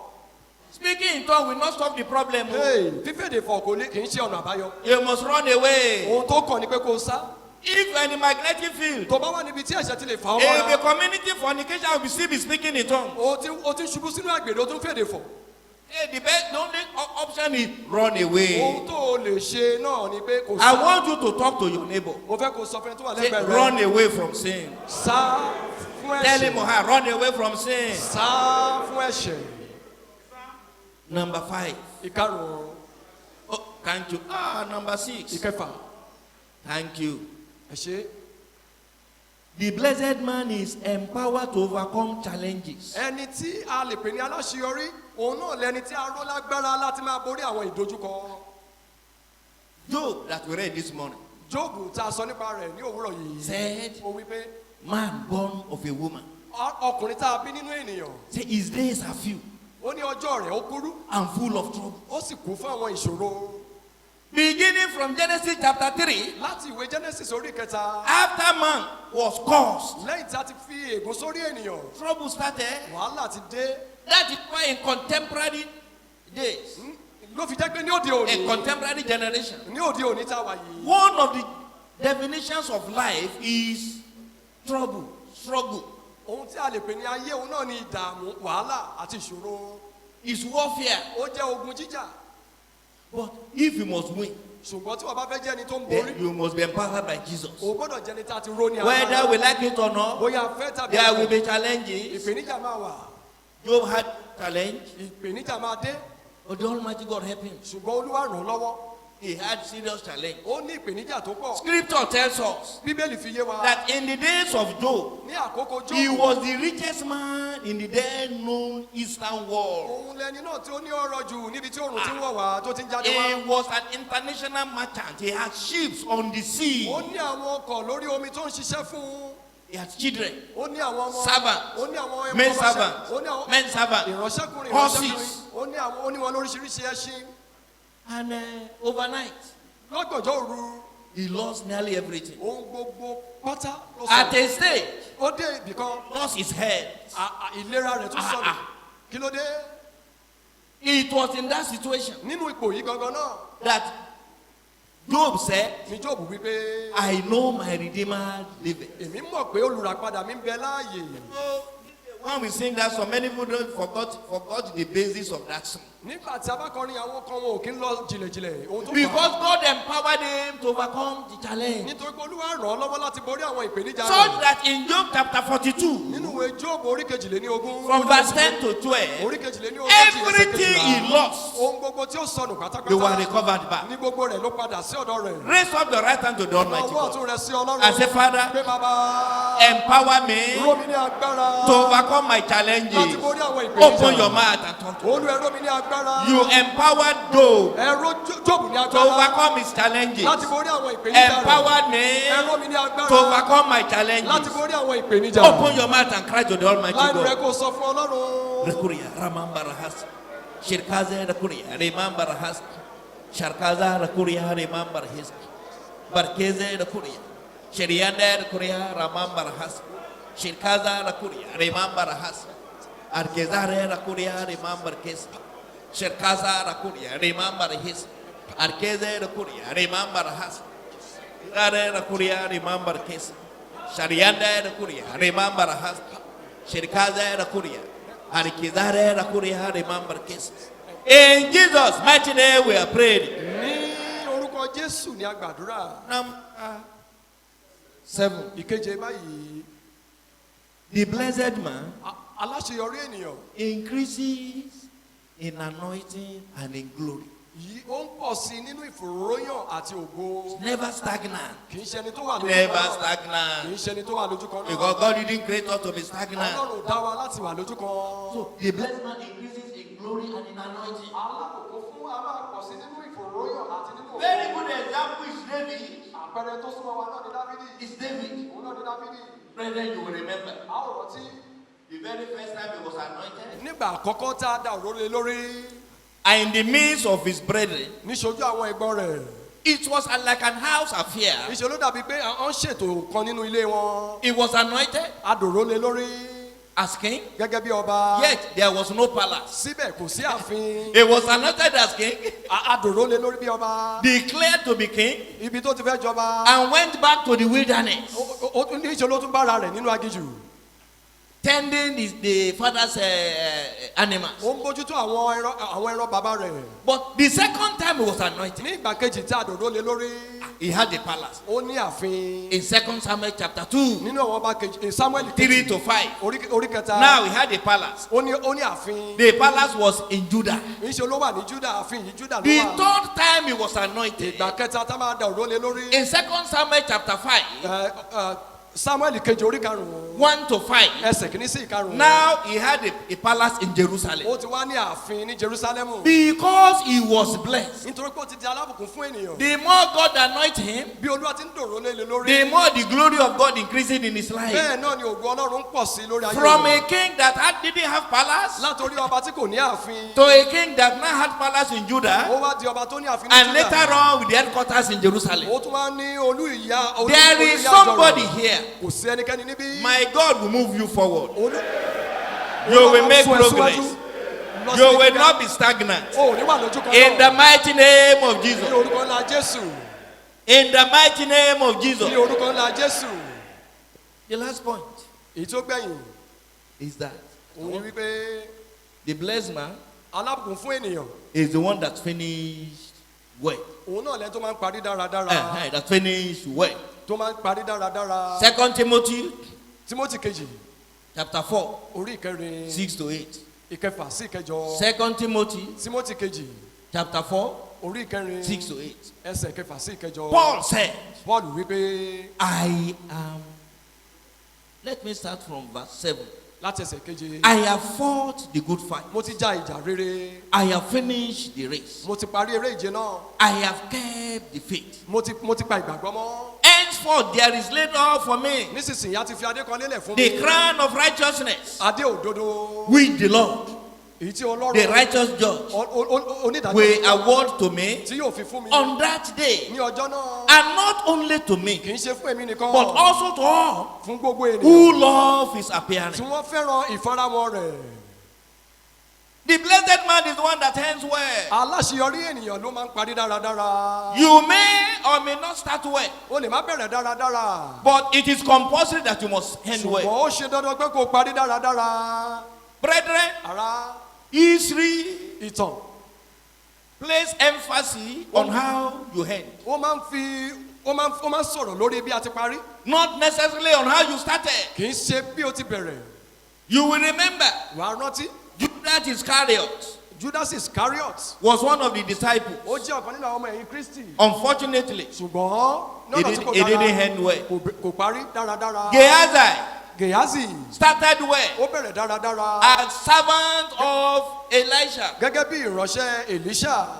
but he didn't end well. ṣùgbọ́n kò parí dáradára. Demas Demasi started well. ó bẹ̀rẹ̀ dáradára. At a stage, ó débì kan he abandoned the gospel. ó fi He became a vagabond. ó fi ìrere sílẹ̀. ó He dára didn't end well. kò parí dáradára. The blessed man aláṣeyọrí is the ènìyàn. one that ended well. òun lẹni náà tó máa ń parí dáradára. The Levites, àwọn Léfì they were caused by their father. ìṣe ni a fi wọ́n gégùn látọwọ́ bàbá wọn. But when Moses said, ṣùgbọ́n gba tí Mósè wí pé. who is on the Lord's side, ta lẹni náà tó wà ní ìhà. they were the only one that came out. àwọn nìkan ni wọ́n jáde. And they became wọ́n sì di. a special family to God. wọ́n di ẹbí àrà ọ̀tọ̀ sí Ọlọ́run. God said, the Levites will worship they will minister in my tabernacle. Ọlọ́run sọ fún àwọn Léfì pé wọn yóò máa jọ́sìn nínú tẹ́ḿpìlì mi. Their father caused them, bàbá wọn fi wọ́n ré. but they ended well. ṣùgbọ́n wọ́n parí dáradára. The blessed man alábùkún is the one that ends well. òun lẹni tó máa ń parí dáradára. Have you ever wondered ìjẹ́ ìwọ ti wò ó. that when you attend naming ceremony tó o bá lọ síbi ìsọmọlórúkọ. of a male child,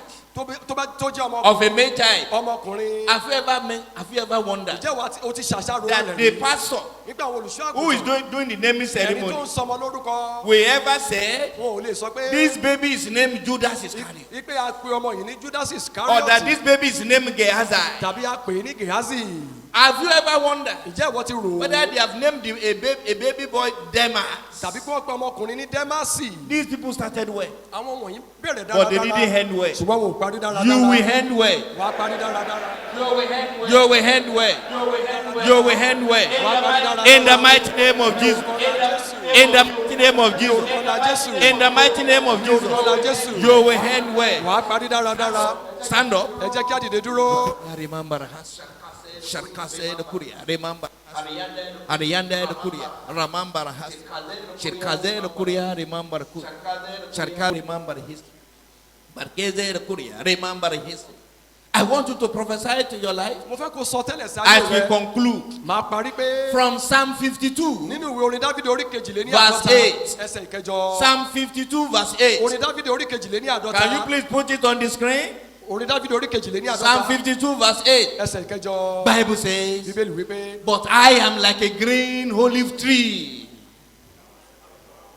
èmi dàbí igi ólífì in the house of God. nílé Ọlọ́run I trust in the mercy of God mo gbẹ́kẹ̀lé àánú Olúwa forever and ever. títí láéláé You will cry to God and say, wá Father, sọ fún Ọlọ́run make me like the green olive tree. ẹ fi mi ṣe igi ólífì tó Open your mouth. ó yá gbàdúrà Make me like the green olive tree.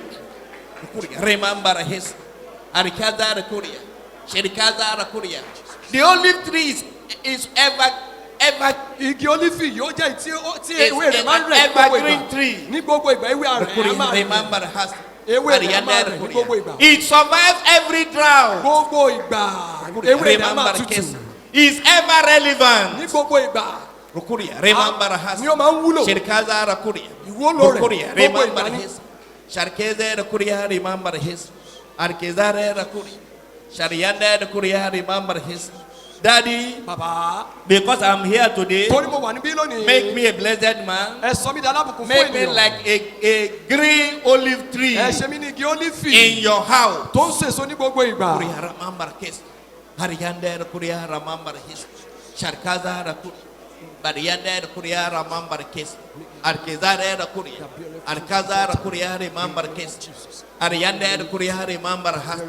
Berkeze kuriya ramambar his. Shariyanda kuriya ramambar his. In Jesus' mighty name we are prayed. ní orúkọ Jésù ní agbàdúrà I request that you please put your right hand on your mo head. bẹ̀bẹ̀ pé kí a na ọwọ́ ọ̀tún wa sókè ká gbé sórí wa God that changeth not. Ọlọ́run tí kò yí padà God of Abraham. Ọlọ́run Ábúráhámù God of Isaac. Ọlọ́run Ísákì You are the God of Jacob. ẹ̀yin ni Ọlọ́run Jákọ́bù pẹ̀lú I thank you mo dúpẹ́ lọ́wọ́ rẹ for everybody here fún gbogbo ènìyàn níbí and the families they represent. àti gbogbo ẹbí tí wọ́n ń ṣojú fún I thank you mo dúpẹ́ lọ́wọ́ rẹ that when you created man nígbà tí ẹ dá ènìyàn in your image, nínú àwòrán rẹ you created him ẹ dá wọn as a blessing. gẹ́gẹ́ bí ìbùkún I pray for everybody here today mo gbàdúrà fún gbogbo ènìyàn that whatever is against blessing in your life, ohunkóhun tó lòdì sí ìbùkún nínú ayé you will see them no more. ẹ ò ní rí wọn mọ́ àmì You will see them no ẹ more. ò ní rí wọn mọ́ àmì You will see them no ẹ more. ò ní rí wọn mọ́ àmì You will see them no more. ẹ ò ní rí wọn mọ́ àmì You will move ẹ forward. ó tẹ̀síwájú In glory, you will move nínú forward. ògo ẹ ó tẹ̀síwájú In anointing, you move forward. nínú ìfòròyìn ẹ ó tẹ̀síwájú In wisdom, you move forward. nínú ọgbọ́n ẹ ó tẹ̀síwájú In favor, you move nínú forward. ojú rere ẹ ó tẹ̀síwájú Whatever you touch with your hand ohun gbogbo tí ẹ bá fọwọ́ yín kàn shall prosper. yóò ṣe rere Daddy, I pray. mo gbàdúrà bàbá All your men here today, gbogbo ọkùnrin níyì that they will be like the green olive tree. wọ́n dàbí igi ólífì tó ń so èso The olive tree survives every drought. igi ólífì gbogbo ìgbà ni ó máa ń ṣe rere You will survive every drought. ẹ ó máa ṣe rere ní gbogbo ìgbà The olive tree is ever relevant. ní gbogbo ìgbà ni ó wúlò Throughout your life, you shall be ní relevant. gbogbo ọjọ́ ayé yín ẹ ó máa wúlò fún The rere. olive tree is ever fruitful. igi ólífì á máa sèso ní gbogbo You ìgbà will be ever fruitful. ẹ ó máa sèso títí láyé I pray, God Almighty, mo gbàdúrà Ọlọ́run all these hands, gbogbo ọwọ́ yìí you will no longer know failure. ẹ ò ní mọ ìjákulẹ̀ Wherever you have experienced failure before, níbikíbi tí ẹ ti ní you ìjákulẹ̀ will rí experience victory. ẹ ó máa ní You will ìṣẹ́gun experience success. ẹ ó máa ní In àṣeyọrí the mighty name of ní Jesus. orúkọ ńlá Jésù I pray, God Almighty, mo gbàdúrà Ọlọ́run that alágbára the hand that was crucified on Calvary ọwọ́ tí a kàn mọ́ àgbélébù will join with these hands. yóò dàpọ̀ mọ́ ọwọ́ yìí That whatever you touch with your hand, ohunkóhun tí ẹ bá fọwọ́ yín kàn it shall be success. yóò máa jẹ́ ìṣerere It shall be fruitful. yóò máa jẹ́ ìṣèso In the mighty name of ní Jesus. orúkọ ńlá Jésù Glory be to your holy name. ògo ni fún orúkọ yín Honor be to your holy name. ọlá ni fún orúkọ yín Jesus' mighty name we are praying. ní orúkọ ńlá Jésù ní agbàdúrà.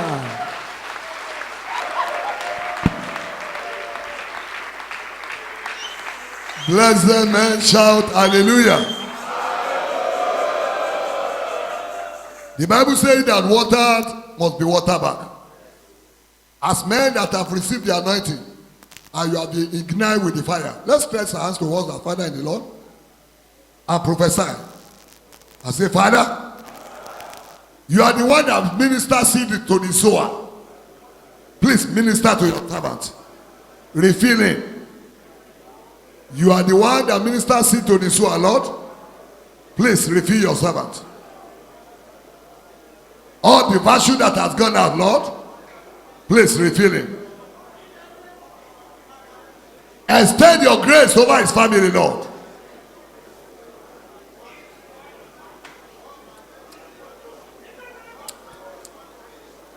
He will not expire on your altar.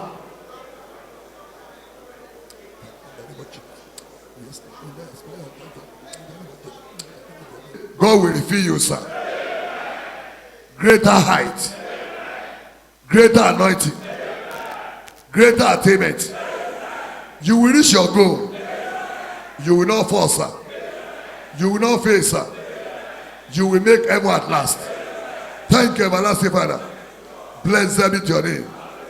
In Jesus' name, you are blessed forever, sir. A round of applause. What do we say to Daddy again? Thank you, sir. Thank you, sir. Thank you, sir. We are now in a special moment. You may be seated.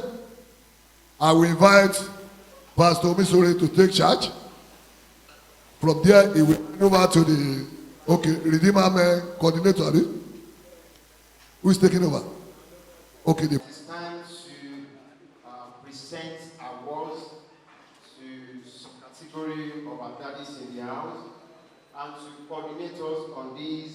Please, with standing ovation, please help me to welcome to the mic our daddy in the house, our regional president in Region 32, Pastor Usman Amin. Daddy, please celebrate that standing ovation, please.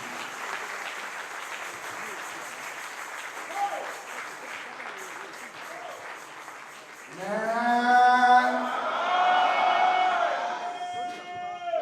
thought our echo would be able to bring this one down. This one is not just ordinary.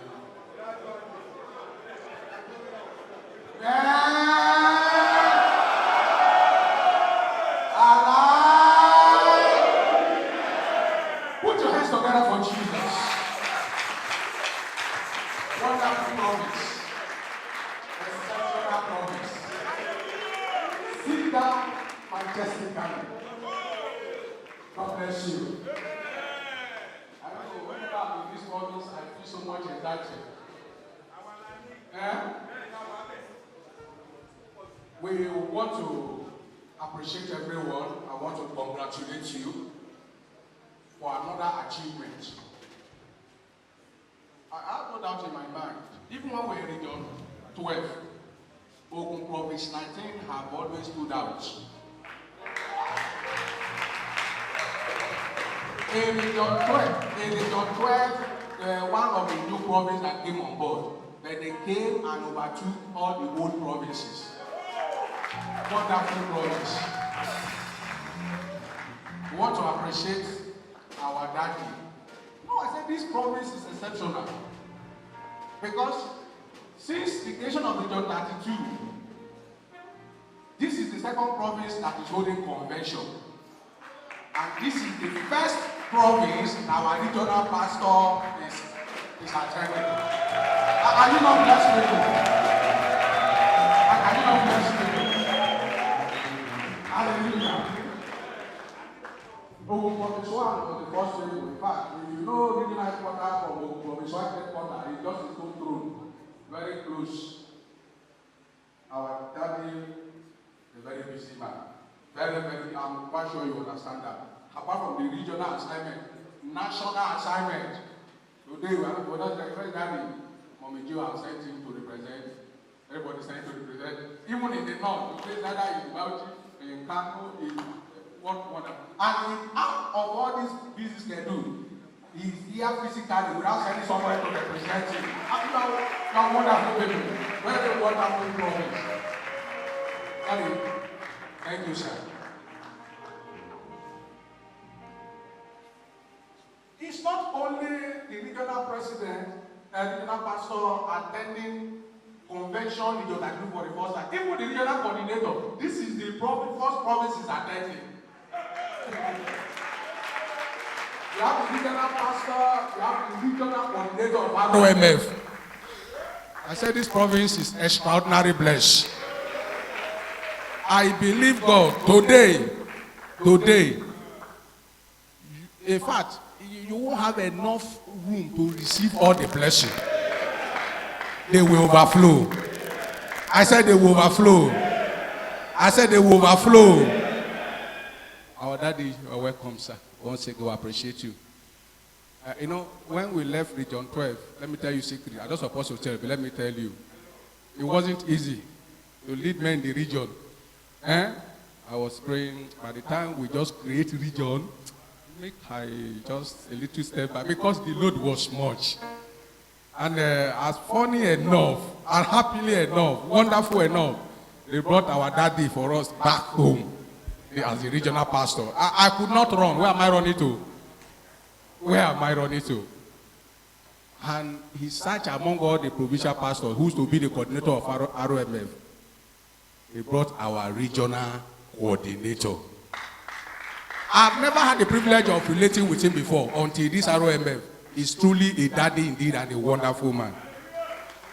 I thought when I was working with Pastor Adeola Adenuga, I have it all. But I was afraid, can I get somebody like this again to work with? But I can confidently tell you, much more than what I've ever expected. I have another wonderful coordinator of ROMF, Region 32. God bless you, sir, once again. You know, I take time to find out, why is Pastor Daniel succeeding like this? What is the brain behind this, all this achievement, all this success? This young man just come on board. Everywhere is... My heart cry is that the problem we have from even Region 12, when we started ROMF, was the pastor's involvement in the vision of ROMF. I now discovered that the reason why Ogun Province 19 have always been in forefront is that we have a dependable provincial ROMF coordinator. Pastor Bernard Omishore.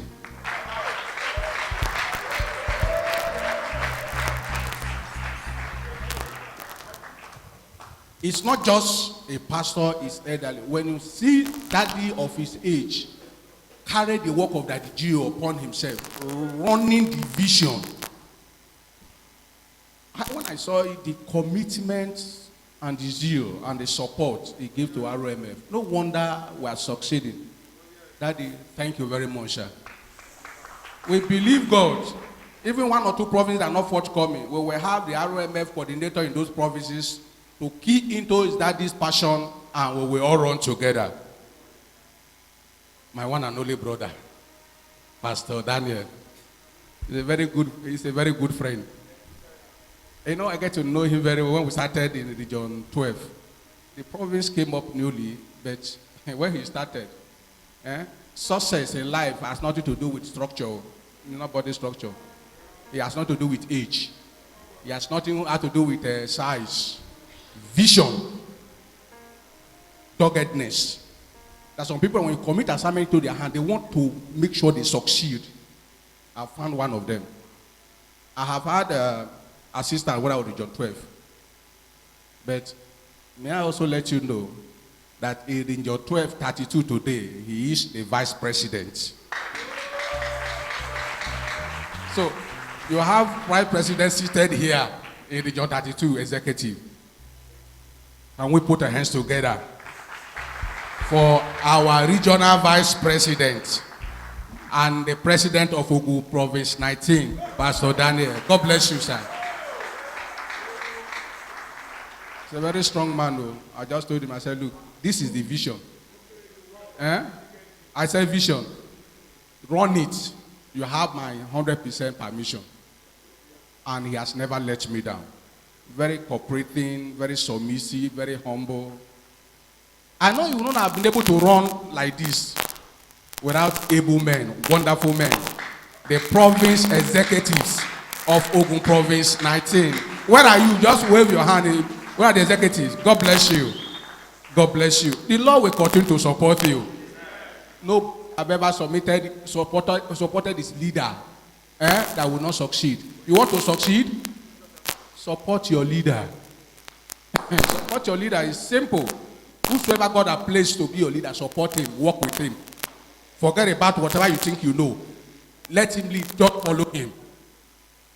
The Lord will bless you. And all the men of Ogun Province 19, you are wonderful.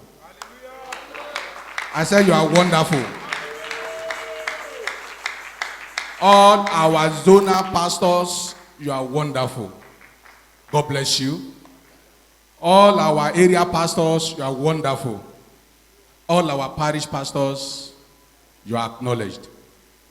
It is, RMF is the vision of that Jews for everybody. Whether you are a pastor, whether you are not a pastor, as long as you are a man, you are a member of the RMF. And that is started Region 32 with that passion. 90% or 99%, except they have somewhere to go. Even at the regional headquarters, if I gather all the men for meeting, our daddy will be there. The regional pastor will be there to pray for us. That's how to lead. As long as you are a man, you are a member of ROMF. So thank God for all the pastors in this province that they are keen into it. Because they are being led by our able daddy, the provincial coordinator. God will bless you all in Jesus' name. And I have some of the board members from Region 32. Because any province holding convention, we work as a team. We go there, we come and rejoice with you. I have quite a number of them. Our PRO at Region 32 is ably here. Brakitono. Our Ogun Province 15 president, who also the sport director for Region 32, is also here, Pastor Ewetade. Our regional empowerment coordinator and special project, Chief Olayinka, one of the chiefs we have in our midst, Chief Olayinka, all the way from Idiroku. God bless you, sir. And our newest baby, the president of Ogun 27. Daddy, you are welcome. Can we put hands together for Jesus? Our Ogun 17 president from Idiroku Ogun Province, Pastor Akin Pelu. Arise. God bless you. And our daddy, God bless you, sir. We bring greetings to you once again before we go to the presentation from Region 32. We are going somewhere. We will achieve it. I said men will achieve it. We are praying together. We are praying for this vision from Daddy Gio in Region 32. We will swallow every other region. I said we will swallow every other region. Whether the devil likes it or not, we in Region 32, the men, we will swallow every other region. So keep praying for the executive leadership of Region 32. I'm sure you know the devil will not prevail. So keep praying for us. We organize program. Come along with us. We have one coming up very soon, I think on 15th of next month. After the program today, I will still confirm from regional pastor and regional coordinator if we should still go ahead on that date. Then your regional president, the president will inform you because preparation is already on. We want to have program for all the parish, area, zone, and province level. All the leaders of ROMF at that level. We want to start with all the leaders. We want to succeed. Let's start with the leaders first. Let's work on the leaders. So all the leaders at the province level of ROMF, at the area level, at the zonal level, and at the parish level, across the entire region. It's going to be a VG program, and it's going to be a wonderful program. A lot of preparation is ongoing. I promise you, by the time we finish that program, we are going to fly. I said we are going to fly. And RMF in Region 32 will never remain the same in Jesus' name. So quick one, we want to quickly appreciate some of our brethren that have stood out within the course of the year, to appreciate them and reward them with what the province executive have. We will start with the award of appreciation. Appreciation. Maybe they have done wonderfully well. We want to appreciate them. I want to humbly invite our daddy, who will come forth and hand over and present the gift to them. The award of presentation. The nominees are as follow. I want you to put your hands together for Jesus as we invite them. Number 1 is Glory Model Zone. Where are they? Glory Model Zone. Award of appreciation. Our venture is one of the Son of appreciation and excellence in the name of the Father. Amen. And of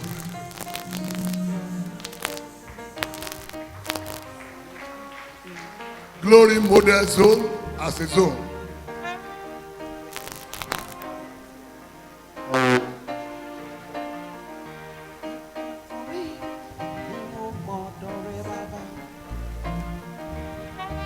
first one, that is Sally.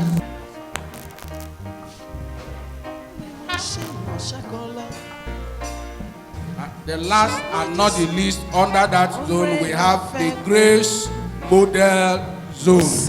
Who tends to?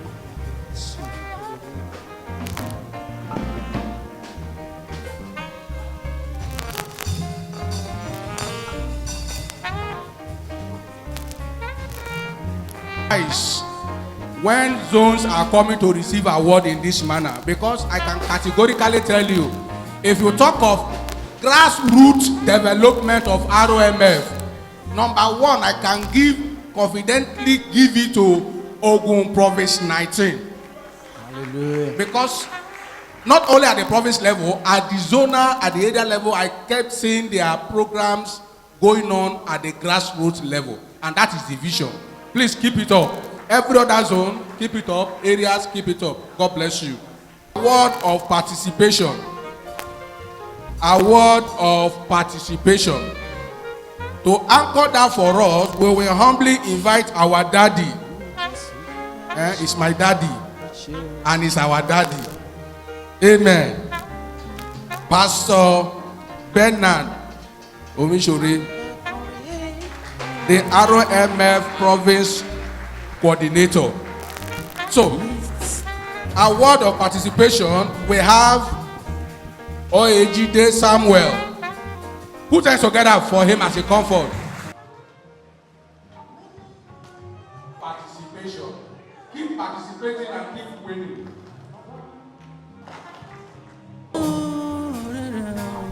The presenter is no any other person, our able regional pastor and the regional chairman of ROMF in Region 32, Pastor A.M. Aduradola. Daddy,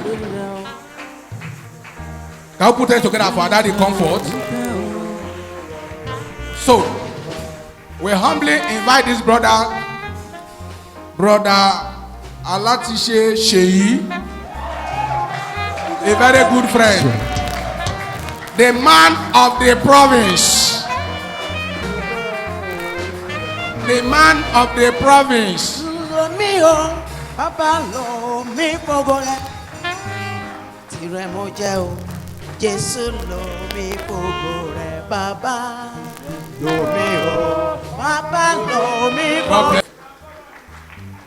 Right from Region 12, I spotted him. I've known him. God will continue to honor you and continue to bless you in Jesus' name. Amen.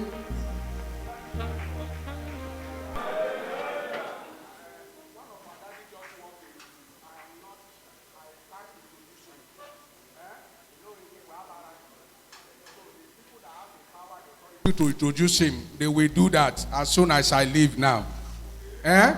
For now, our daddy, our big daddy has come in.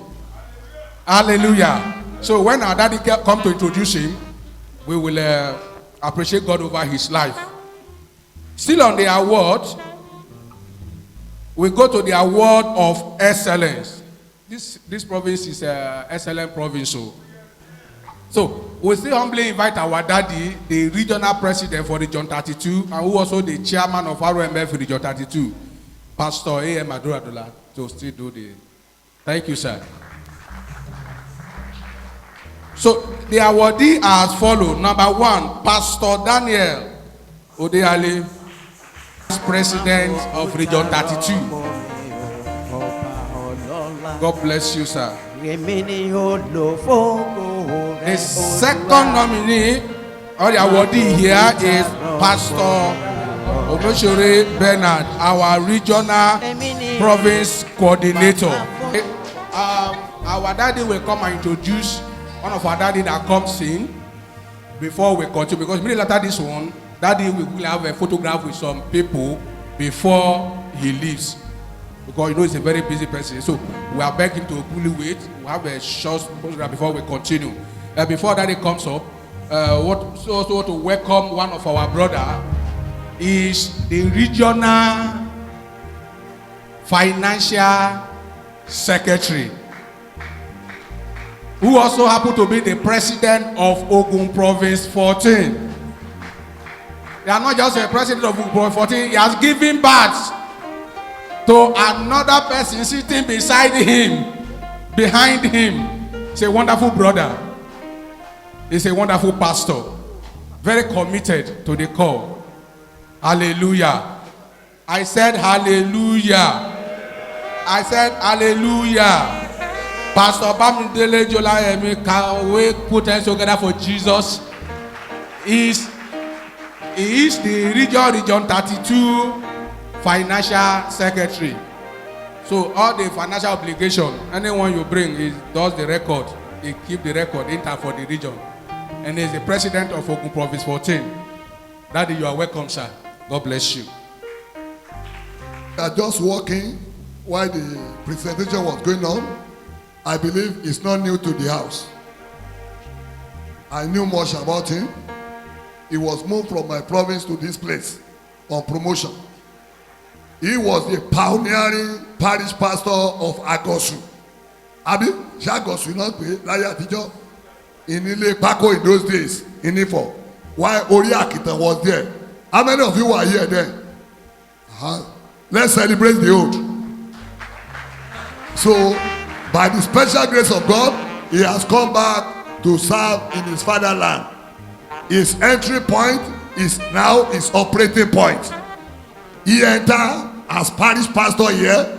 He returned back here now to represent the General Overseer as the National Secretary of Redeemed Christian Church of God, Ogun Province 19. Let's celebrate Pastor Ajegbe Baba Sami. Let's celebrate him. You are welcome, sir. God bless you, sir. Okay, Pastor Ebenezer, please. When are they? Let's quickly have a photograph. The regional officiating ministers, all the regional officiating ministers, all the regional officiating.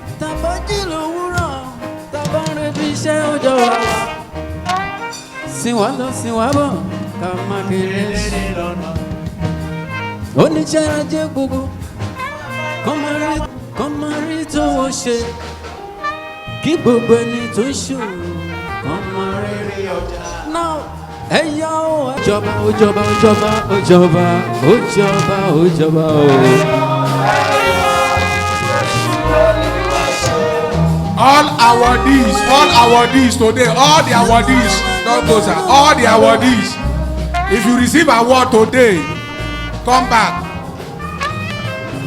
All those that receive awards today, all the awardees.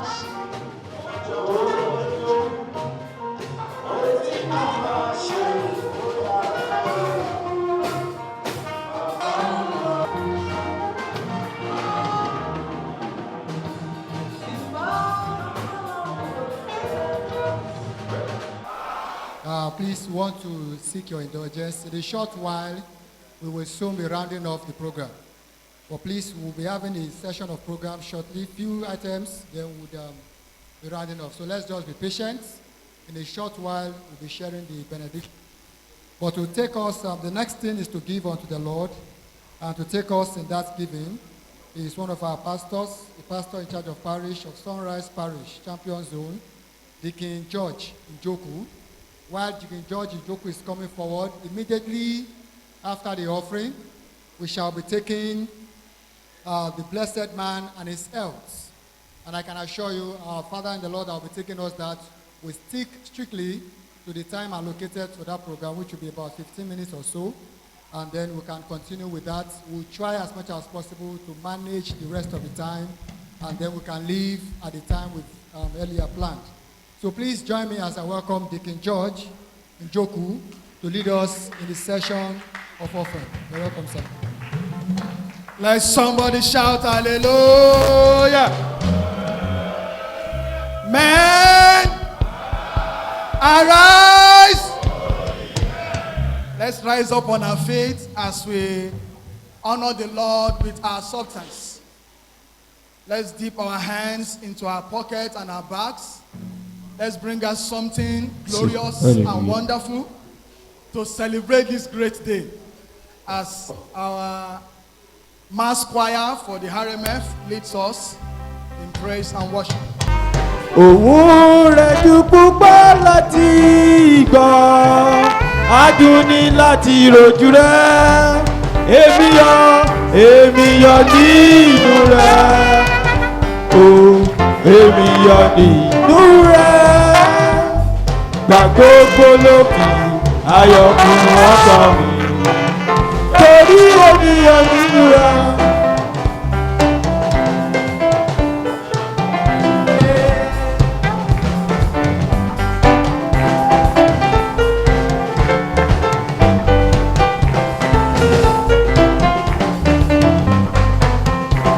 Na double,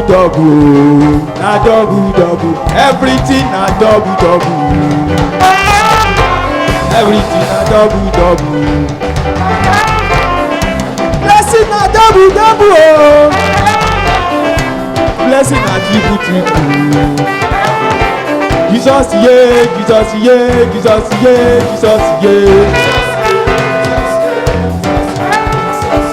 Jesus, yeah, Jesus, yeah, Jesus, yeah, Jesus, yeah. You are marvelous, God. You are marvelous, yeah. You are marvelous, yeah. You are marvelous, yeah. You are marvelous, yeah. Hey.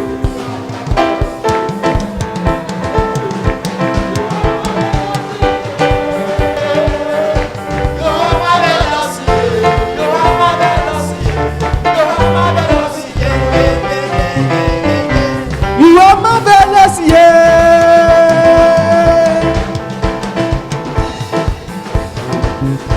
You are marvelous, yeah. You are marvelous, yeah. You are marvelous, yeah, yeah, yeah, yeah, yeah. You are marvelous, yeah. You are marvelous, yeah. You are marvelous, yeah. You are marvelous, yeah. You are marvelous, yeah. Bang, bang, bang, bang.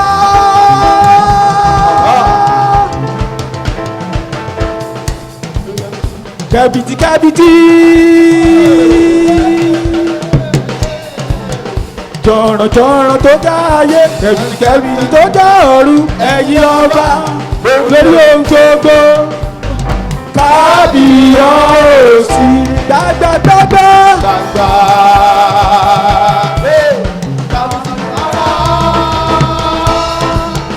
Kabiti kabiti tó dá ayé, bẹ̀bẹ̀bẹ̀ tó dá ọ̀run, ẹ̀yin ọba.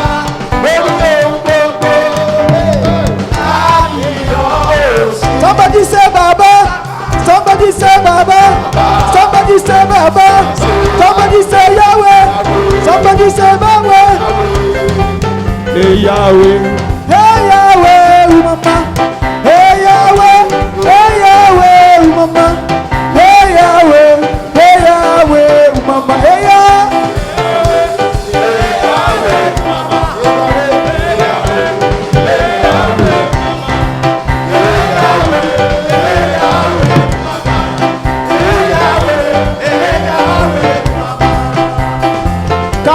Kábíyèsí o.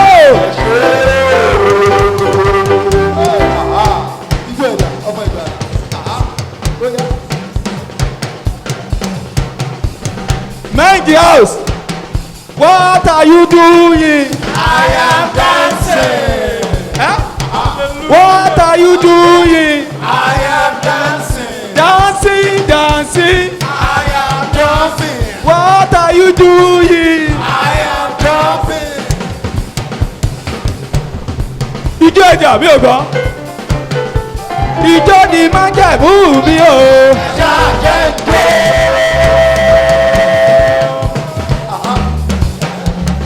Ijó ẹ̀jẹ̀ náà. Ẹ́ ijó ni máa ń jẹ̀bú mi o.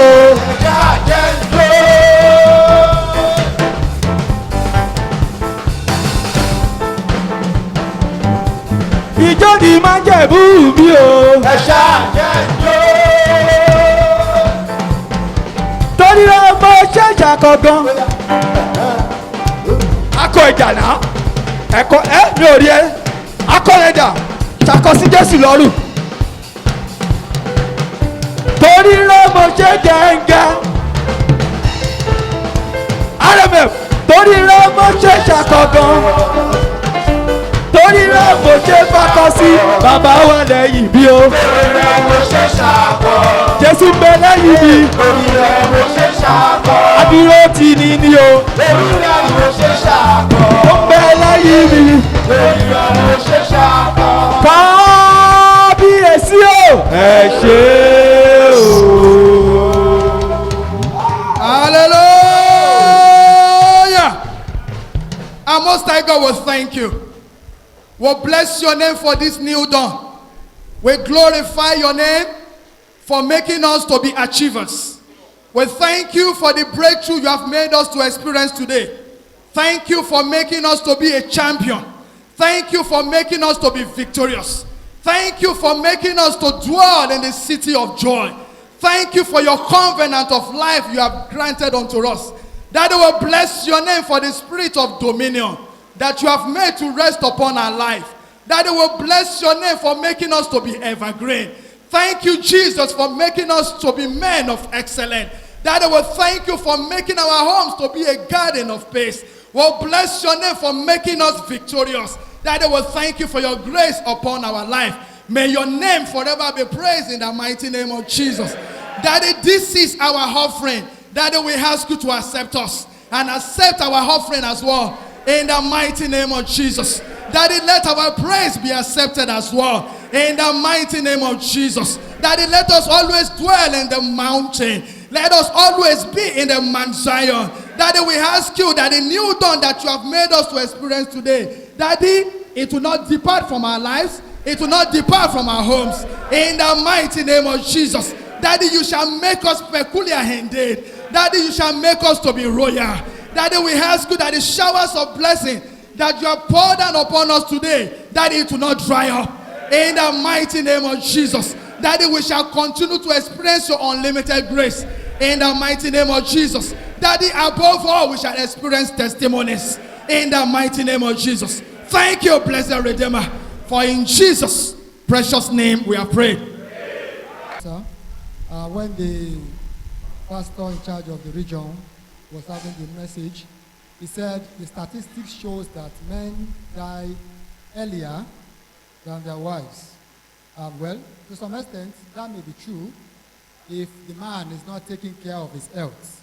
And this is why in the next couple of minutes, 15 minutes or so, we shall be bringing our Father in the Lord who will be taking us through the topic, the blessed man and his health. And to take us through that session, as we will be coming forward, we'll clap our hands together for Jesus. There's no other person than pharmacist Obideyi Olabanji B from Milton Pharmacy, Lagos. Let's clap for Jesus. Hallelujah. Let's come forward. Let's clap for On earth, I want us to just to pray so that God will give us the understanding of what we are going to listen to and what we have been all the preaching we have received since morning, that God will make it to stay in our hearts. Our Heavenly Father, shall we pray, please? Our Heavenly Father, we thank you for your sons, for this program that you have organized by the RMF of Province 19 of Redeemed Church. Lord, we thank you for everything that you have done. When the idea was conceived, Lord, they put it in and you let it come to fruitfulness. Lord, be thou exalted in Jesus' name. We thank you, Lord, that out of your influence, you also bring the brethren to this church in peace. And even the invited guests, our father-in-law that are just left, we believe and we know that are going to take into destination in peace in Jesus' name.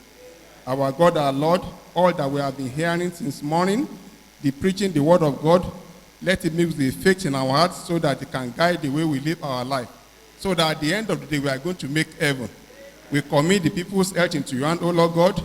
Whoever is having one infirmity or the other in our body, you are the greatest physicians. Come and heal them in Jesus' name. All this we ask for in Jesus' name, we have prayed.